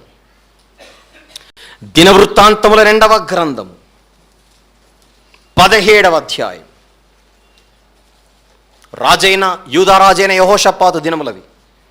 7వ వచనం చూద్దాం ఒకసారి. 7వ వచనం, తన ఏలుబడి యందు 3వ సంవత్సరమున యూదా పట్టణములలో జనులకు ధర్మశాస్త్రమును బోధించుటకై. ఎవరిని? దేనికి? ధర్మశాస్త్రమును బోధించుటకై అతడు పెద్దలైన బెన్హయీలను, ఓబద్యాను, జకర్యాను, నెతనేలును, మీకాయాను, షెమయా, నెతన్యా, జబద్య, ఆషాహేలు, షెమీరామోతు, యెహోనాతాను, అదోనియా, టోబియా, టోబదోనియా అను, నెక్స్ట్ మాట, లేవీయులు, వీళ్ళందరూ కూడా అను లేవీయులను యాజకులైన ఎలీషామాను, యెహోరామును పంపెను. ఎందుకు పంపుతున్నాడంటే రాజు ప్రజలందరి మధ్యకు లేవీయులను ఎందుకు పంపుచున్నాడు? జనులకు ధర్మశాస్త్రమును బోధించుటకై. చెదిరిపోతున్న లేవీయులు ఆశీర్వాదాన్ని మోసుకొని వెళ్ళిపోతున్నారు వాక్యాన్ని చేపట్టి. నేనేమంటానంటే, కొన్ని సందర్భాల్లో మన జీవితాల్లో శాపము వెంటాడి మనల్ని స్థితికి తీసుకొని వచ్చి ఉంటుంది. కానీ ఆ స్థితియే దేవుడు మనతో పాటు 10 మందికి ఆశీర్వాదంగా మలిచేస్తాడు. అది మలుచుకునే అవకాశం మన చేతిలో ఉంటుంది. అది మనం ఉపయోగించుకోవాలి. మీరు అనుకోవచ్చు, ఒకప్పుడు నేను తప్పు చేయడం వలన, ఒకప్పుడు నేను పాపం చేయడం వలన ఇదిగో ఈరోజు నాకు ఈ దుస్థితి, అయ్యో అనుకుంటున్నారేమో. అయ్యో అనుకోవాల్సిన అవసరం లేదు. ఈ స్థితినే నువ్వు ఆశీర్వాదంగా మలుచుకో. ఆయన పిలుపుని అందుకొని రా. ఈ స్థితిలో నీకు దేవుడు పెట్టే పరీక్షల్లో నెగ్గు. ఈ స్థితినే దేవుడు ఏం చేస్తాడు? నీకు ఆశీర్వాదంగా మలిచేస్తాడు. పిలుపుని అందుకోవాలంతే మనం చేయవలసింది. ఆ పిలుపుని అందుకున్నప్పుడు నువ్వు డిసైడ్ అయిపోవాలి, నేను చేసిన తప్పులన్నిటినీ ఇక పాతేయాలి. చేసిన తప్పులు నేను మళ్ళీ రిపీట్ చేయకూడదు. చెట్టెక్కిన జక్కయ్యను క్షమించండి, చెట్టెక్కిన జక్కయ్యను కిందుండి పిలిచాడు యేసయ్య. రావయ్యా అన్నాడంతే. వచ్చిన తర్వాత నేను నీ ఇంటికి వస్తానయ్యా అన్నాడు యేసుప్రభు. ఇంటికి చేర్చుకున్న జక్కయ్య తన జీవితంలో ఒక నిర్ణయం తీసుకున్నాడు.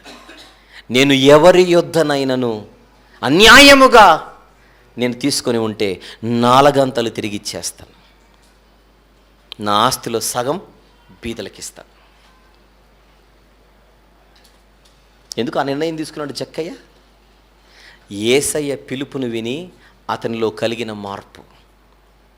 నువ్వు నా ఇంటికి వచ్చిన తర్వాత కూడా నాలో మార్పు లేకపోతే నువ్వు ఎందుకు రావడం, నేను తీసుకొని రావడం ఇంటికి? నువ్వు నాతో ఉండాలంటే నా నుండి తప్పులు దూరం అయిపోవాలి. నువ్వు రాకముందు దోపిడీ జరిగింది నా జీవితంలో, నువ్వు వచ్చిన తర్వాత కూడా దోపిడీ జరిగితే నువ్వు రావడం వల్ల వచ్చింది ఏముంది? పిలుపునందుకొని దిగొచ్చాడు జక్కయ్య. ఇంటికొచ్చిన యేసు ప్రభుని చూసి నేను మారిపోతానని మాటిచ్చాడు.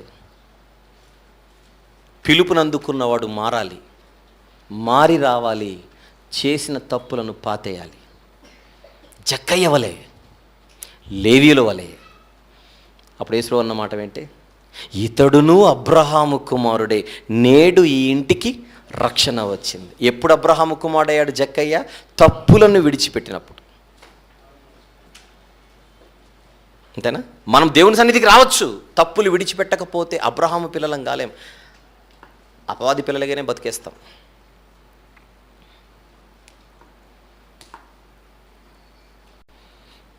శాపం వెంటాడుతోంది వీళ్ళని. కానీ ఒక్కసారిగా ఒక సంఘటనతో దాన్ని కంప్లీట్గా ఆశీర్వాదంగా మలిచేసుకున్నటువంటి లేవీయులు. ధర్మశాస్త్రమును బోధించుటకై రాజు చేత పంపబడుతున్నారు వీళ్ళు. 35వ అధ్యాయం, అదే దినవృత్తాంతముల 2వ గ్రంథము 35వ అధ్యాయం 3వ వచనం చూద్దాం ఒకసారి. రాజైన యోషియా కాలం అది. ఇశ్రాయేలీయులకందరికి 3వ వచనం, దినవృత్తాంతంలో 2వ గ్రంథం 35వ అధ్యాయం 3వ వచనం. ఇశ్రాయేలీయులకందరికి బోధ చేయువారును యెహోవాకు ప్రతిష్ఠితులైన లేవీయులకు ఈలాగున ఆజ్ఞ ఇచ్చాను. ఏంటా ట్యాగ్ మెడలో? దేవునికి ప్రతిష్ఠితులైనటువంటి లేవీయులు వీళ్ళు. నెహెమ్యా గ్రంథం 8వ అధ్యాయం, నెహెమ్యా గ్రంథం 8వ అధ్యాయం 7వ వచనము 8వ వచనం జాగ్రత్తగా చూద్దాం. లేవీయులకున్న ధన్యత ఏంటో మనం గమనిస్తాం ఇక్కడ. 7వ వచనం నుంచి, జనులు ఇలాగ నిలబడుచుండగా యేషువ, బాని, షేరెబ్యా, యామీను, అక్కూబు, షబ్బెతై, హోదియా, మయషయ్య, కెలీటా, అజర్యా, యోజాబాదు, హానాను, పెలాయాలును, నెక్స్ట్ లేవీయులను ధర్మశాస్త్రం యొక్క తాత్పర్యమును తెలియజెప్పిరి. ఇటువలనే వారు దేవుని గ్రంథమును స్పష్టముగా చదివి వినిపించి జనులు బాగుగా గ్రహించినట్లు దానికి అర్థము చెప్పిరి.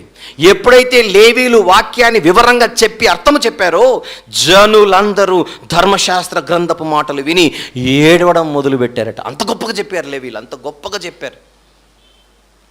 ఇశ్రాయేలీయులకు అందరికీ ఆశీర్వాదం ఎవరి వలన వస్తుంది? ఇక్కడ లేవీయుల వలన. మలాకీ గ్రంథం 2వ అధ్యాయం, మలాకీ గ్రంథం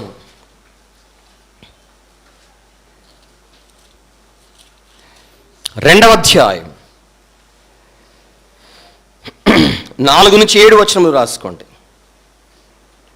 అందువల్ల లేవీయులకు నిబంధనగా ఉండునట్లు ఈ ఆజ్ఞను మీకు ఇచ్చిన వాడును నేనే అని మీరు తెలుసుకుందరని సైన్యములకు అధిపత్యగు యెహోవా సెలవిచ్చున్నాడు. నేను చేసిన నిబంధన వారి జీవమునకును సమాధానమునకును కారణమైన భయభక్తులు పుట్టించుటకై నేను వాటిని వారికి ఇచ్చి తిని, గనుక వారు నా యందు భయభక్తులు కలిగి నా నామం విషయంలో భయము గల వారై సత్యము గల ధర్మశాస్త్రము బోధించుచు దుర్బోధన ఏమాత్రము చేయక సమాధానమును బట్టి యథార్థతను బట్టి నన్ను అనుసరించి నడుచుకున్న వారై దోషం నుండి అనేకులను త్రిప్పిరి. యాజకులు సైన్యములకు అధిపతియగు యెహోవా దూతలు గనుక జనులు వారి నోట ధర్మశాస్త్ర విధులు నేర్చుకుందరు. వారు జ్ఞానమును బట్టి బోధించాలి.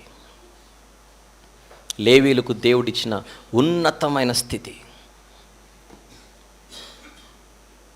శాపభరితులై చెదరగొట్టబడి శాపాన్ని మోస్తున్న వీళ్ళు కాస్త ఏమైపోయారు? ఇప్పుడు ఆశీర్వాదంలోనికి వచ్చేశారు. ఎంత గొప్ప పాఠం లేవీయులు మనకు నేర్పిస్తున్నారు. మన జీవితాన్ని ఎలా దేవుడు హెచ్చించాలో మనకు నేర్పిస్తున్నారు. దేవుడు హెచ్చించాలంటే మన జీవితంలో ఇవి జరగాలి. చెప్పండి, ఇశ్రాయేలీలలో నుండి లేవీయులు ఎందుకు ప్రత్యేకించబడ్డారు? పిలుపునందుకొని ఎమోషన్స్ అండ్ సెంటిమెంట్స్ అన్న లైన్ ఏం చేశారు? వాళ్ళు దాటి వెళ్ళిపోయారు. ఆ సందర్భంగా ఒక హింసాత్మక ఘటన చోటు చేసుకుంది, కానీ అది వారికి ఏం తీసుకొని వచ్చింది?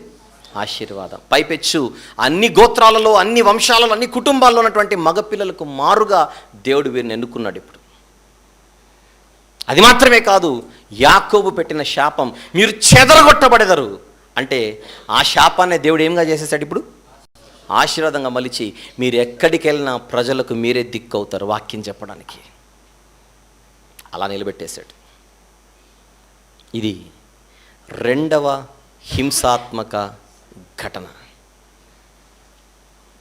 మొత్తం ఎన్ని హింసాత్మక ఘటనలని చెప్పాను?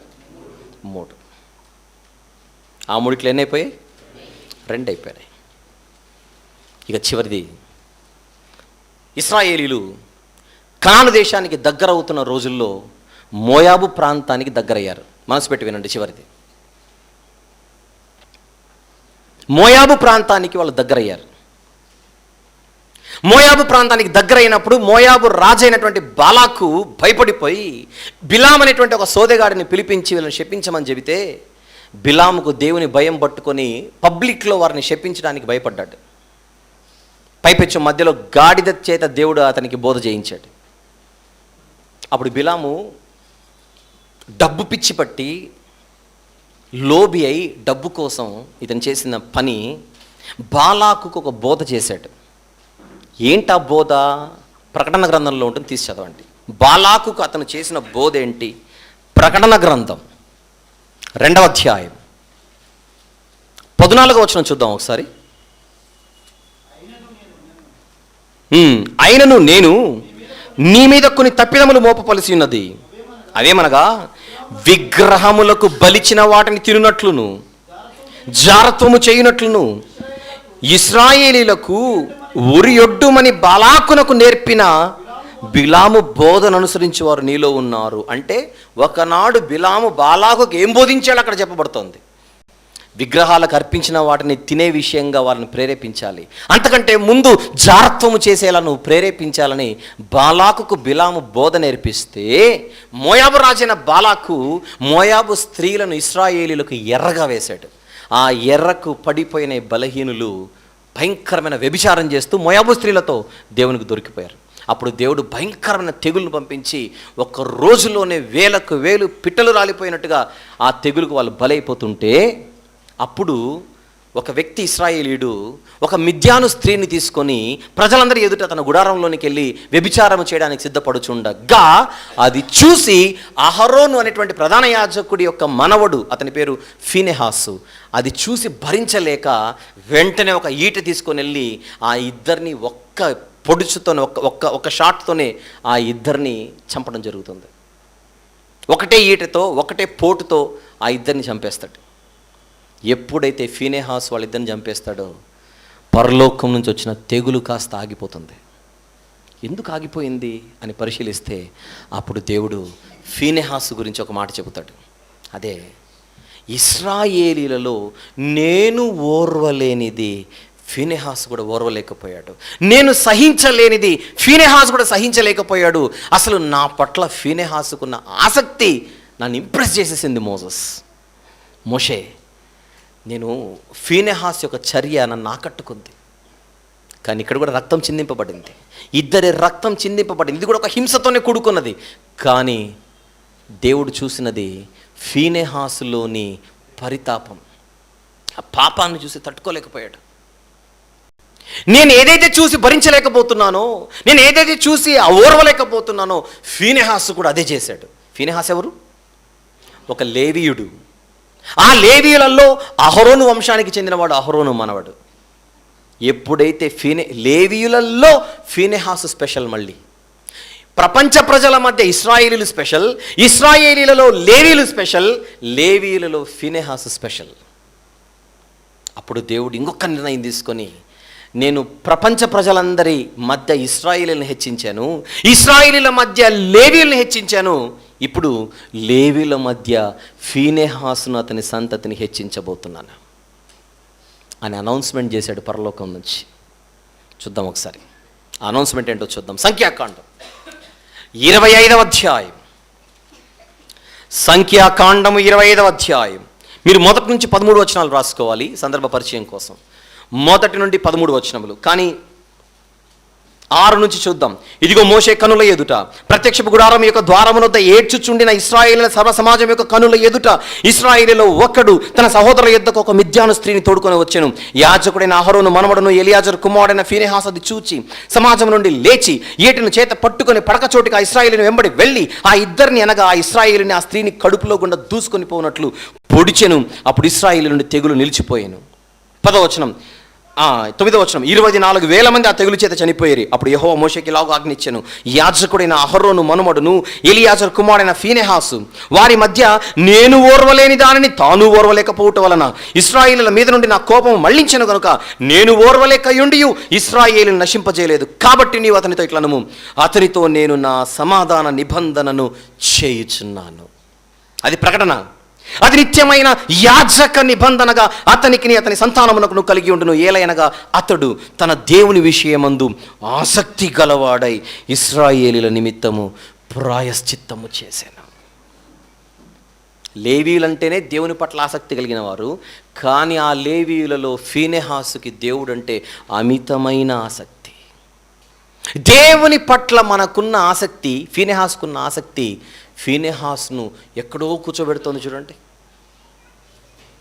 అంటే దేవుని సేవకులకు ఇలాంటి ఆసక్తి ఉండాలి, ఇలాంటి ఆత్మల దాహం ఉండాలి, ఇలాంటి పరితాపం ఉండాలి. ఇశ్రాయేలీయులు దేవుని నిబంధనను త్రోసివేసి బ్రతుకుచుంటే ఏలియా గారు పరితాపము తట్టుకోలేక రోషం కలిగి నిలబడ్డారట. ఏథెన్సు పట్టణంలో జరుగుతున్న భయంకరమైన పరిస్థితిని చూసి పౌలు గారి ఆత్మ పరితాపము తట్టుకోలేకపోయిందట. అలా మీరు ఆలోచిస్తే చరిత్రలో నిజమైన సేవకులు కళ్ళ ఎదుట జరుగుతున్న పాపాన్ని చూసి తట్టుకోలేని పరిస్థితి. దేవునికి ఏదైతే నచ్చదో ఆయన తన సేవకులలో అదే గుణం చూడాలనుకుంటున్నాడు. మనకు కూడా అది నచ్చకూడదు. పాపాన్ని చూసి భరించలేని దేవునికి ప్రతినిధులుగా ఉండి పాపాన్ని చూసి పర్లేదులే అంటే ఎలా? మనం దేవుని సేవకులు చెప్పొచ్చా? పాపం చేసినా పర్వాలేదని చెప్పొచ్చా? పక్కన పెట్టేస్తాడు, అవుట్. ఏం చెప్తున్నావు మాటలు నువ్వు నా గురించి? పాపం చేసినా పర్వాలేదు ఎలా చెప్తావు నువ్వు అని అడుగుతాడు రేపొద్దున దేవుడు.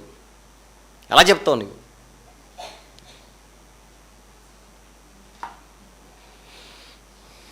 ఫీనెహాసులో దేవునికి నచ్చింది అదే. ఏమిటి? నేను ఓర్వలేనిది అతను ఓర్చుకోలేకపోయాడు. నేను చూడలేనిది అతను చూడలేకపోయాడు. నేను సహించలేనిది అతను సహించలేకపోయాడు. నా ఎడల అతనికి ఉన్న ఆసక్తి గొప్పది. అందుకే లేవీయులు నాకు సేవకులైన యాజకులు అన్న ట్యాగ్ మాత్రం ఫీనెహాసు సంతతికి వేస్తానన్నాడు. ఒకప్పుడు ఇశ్రాయేలీలందరూ నా యాజకులన్న నిర్గమాకాండం 19:6లో, తర్వాత లేవీయులను నేను లేవీయులను తీసుకుంటున్నాను వాళ్ళ ప్లేస్లో అని చెప్పి లేవీయులను యాజకులుగా తీసుకున్నాడు. కానీ ఇక్కడికి వచ్చేసరికి అసలు టెక్నికల్గా కరెక్ట్గా మాట్లాడితే యాజకులు అన్న ట్యాగ్ అహరోను సంతతికి మాత్రమే వర్తిస్తుంది పాత నిబంధనలు. అది ముఖ్యంగా ఫీనెహాసు సంతతికి వర్తిస్తుంది. మళ్ళీ మిగిలిన వాళ్ళు పరిచారకులు. మిగిలిన లేవీయులందరూ నిజానికి బైబిల్ టర్మినాలజీలో టెక్నికల్గా మాట్లాడితే వాళ్ళందరూ కూడా పరిచారకులు. యాజకులు మాత్రం ఎవరు? అహరోను వంశంలో నుండి వచ్చిన వాళ్ళు, అందులో ముఖ్యంగా ఫీనెహాసు సంతతి వారు. అంటే ఎక్కడో ఉన్న గోత్రం కాస్త ఎక్కడికో వెళ్ళిపోయింది చూడండి. అవునా? ఎక్కడో ఉన్న గోత్రం కాస్త ఎక్కడికో వెళ్ళిపోయింది. 12 గోత్రాల వారి మధ్య అత్యంత శాపభరితమైన గోత్రమే లేవి గోత్రం అయితే ఈరోజు ఇశ్రాయేలీలందరికీ ఆశీర్వాదాన్ని తీసుకొని వచ్చేంత గొప్పగా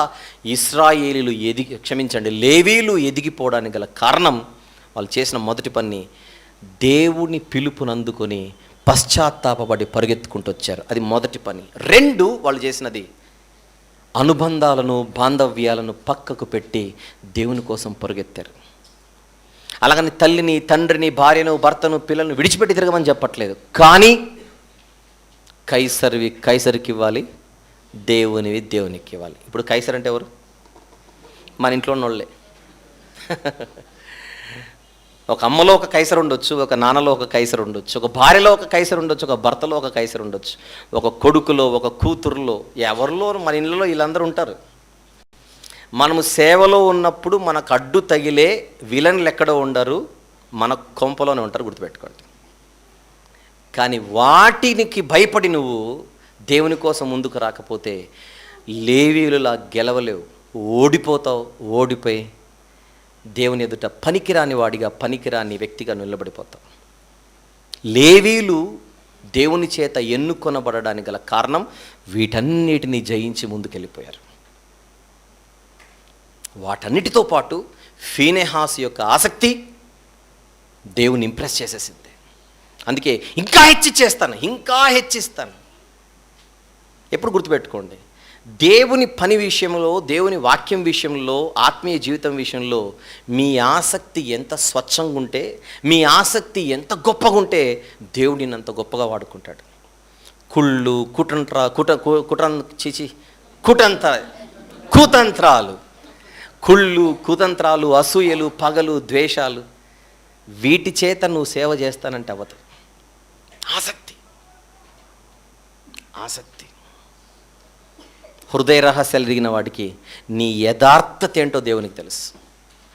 ఆ యథార్థతతో కూడుకున్నటువంటి ఆసక్తి నిన్ను దేవుడు గొప్పగా వాడుకునేలా చేస్తుంది. ఫీనెహాసు కూడా రక్తమే చిందించాడు, ఇది కూడా హింసే.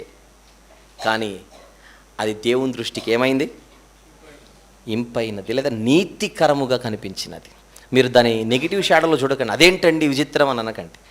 అక్కడ ఫీనెహాసులో దేవుడు చూసింది ఏంటి? ఆసక్తి.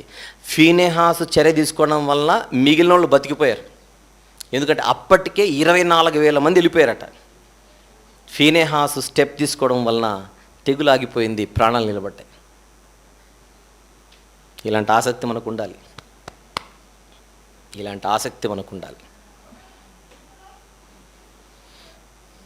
బాగా చదువులు ఉండాలి, బాగా డబ్బు ఉండాలి, లేకపోతే బాగా పలుకుబడి ఉండాలి, బాగా పరిచయాలు ఉండాలి, బాగా పేరు ఉండాలి, అప్పుడే దేవుడు వాడుకుంటాడు అనుకోండి. ఏమి అసలు దేవునికి పనికిరావు. నీ చదువులు, నీ ఉద్యోగాలు, నీ జీతాలు, నీ పేరు, నీ పలుకుబడి, నీ హోదా, ఇవేవి దేవుడు చూడ్డు. నీకు ఆసక్తి ఉందో లేదో చూస్తాడు. ఆసక్తి ఉంటే ఎవరితోనో పరిచయం ఆయనకేం పని?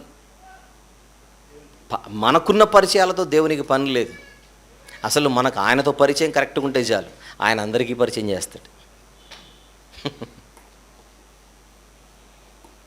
పాఠాలు నేర్పే చెప్పాలి. ఇంకా లేవీయుల చరిత్ర బాగుందా బాలేదా చెప్పండి? Very good. ఇప్పుడు షాకింగ్ న్యూస్ చెప్పనా? ఇది మొదటి భాగం. ఇంతవరకు మీరు విన్నది మొదటి భాగం. రెండో భాగం కూడా ఉంది. దానికే మనం చేస్తున్న ప్లాన్ ఏంటంటే, ఇక్కడతో మొదటి భాగం ముగించేసుకొని ఆరాధన పూర్తి చేద్దాం. బల్ల కార్యక్రమం పూర్తి చేసి భోంచేద్దాం. లంచ్ కూడా రెడీ అయింది. భోంచేసి సెకండ్ సెషన్ స్టార్ట్ చేసి ఇంకొక గంట సెకండ్ పార్ట్ చెప్పేసి అప్పుడు మనం సెలవు తీసుకుందాం. డైరెక్ట్గా వైఎంసీకి వెళ్ళిపోవచ్చు. లేదు మా ఇంటికి వెళ్ళిపోతాం, మధ్యలోనే లంచ్ తినేసానంటే యెహోవా మిమ్మల్ని ఆశీర్వదించునుగాక. Okay, right. చిన్న ప్రార్థన చేసుకొని ఈ మొదటి భాగాన్ని ముగించుకుందాం. తర్వాత మనము ముందుకెళ్దాం. ప్రేమగల తండ్రి, కృపగల దేవ, లేవీయుల ద్వారా మీరు నేర్పిస్తున్న పాఠాలు ఎంతో గొప్పవి. మేము కూడా వారిని ఇంతవరకు విన్న మాటలలోని భావాన్ని బట్టి మాదిరిగా తీసుకొని మా జీవితాలను సరి చేసుకోవాలి, మా బ్రతుకులను సరి చేసుకోవాలి. అదే మీరు నేర్పిస్తున్నారు. అందును బట్టి స్తుతులు చెల్లిస్తున్నాం ప్రభు. ఇంకా నేర్చుకోవాల్సిన సంగతులు రెండవ భాగంలో కూడా ఉండగా అవి కూడా మాకు నేర్పించమని వేడుకొనొచ్చు. యేసు ప్రభుల వారి పవిత్రమైన నామములో ప్రార్థన సమర్పిస్తున్నాము తండ్రి. ఆమెన్.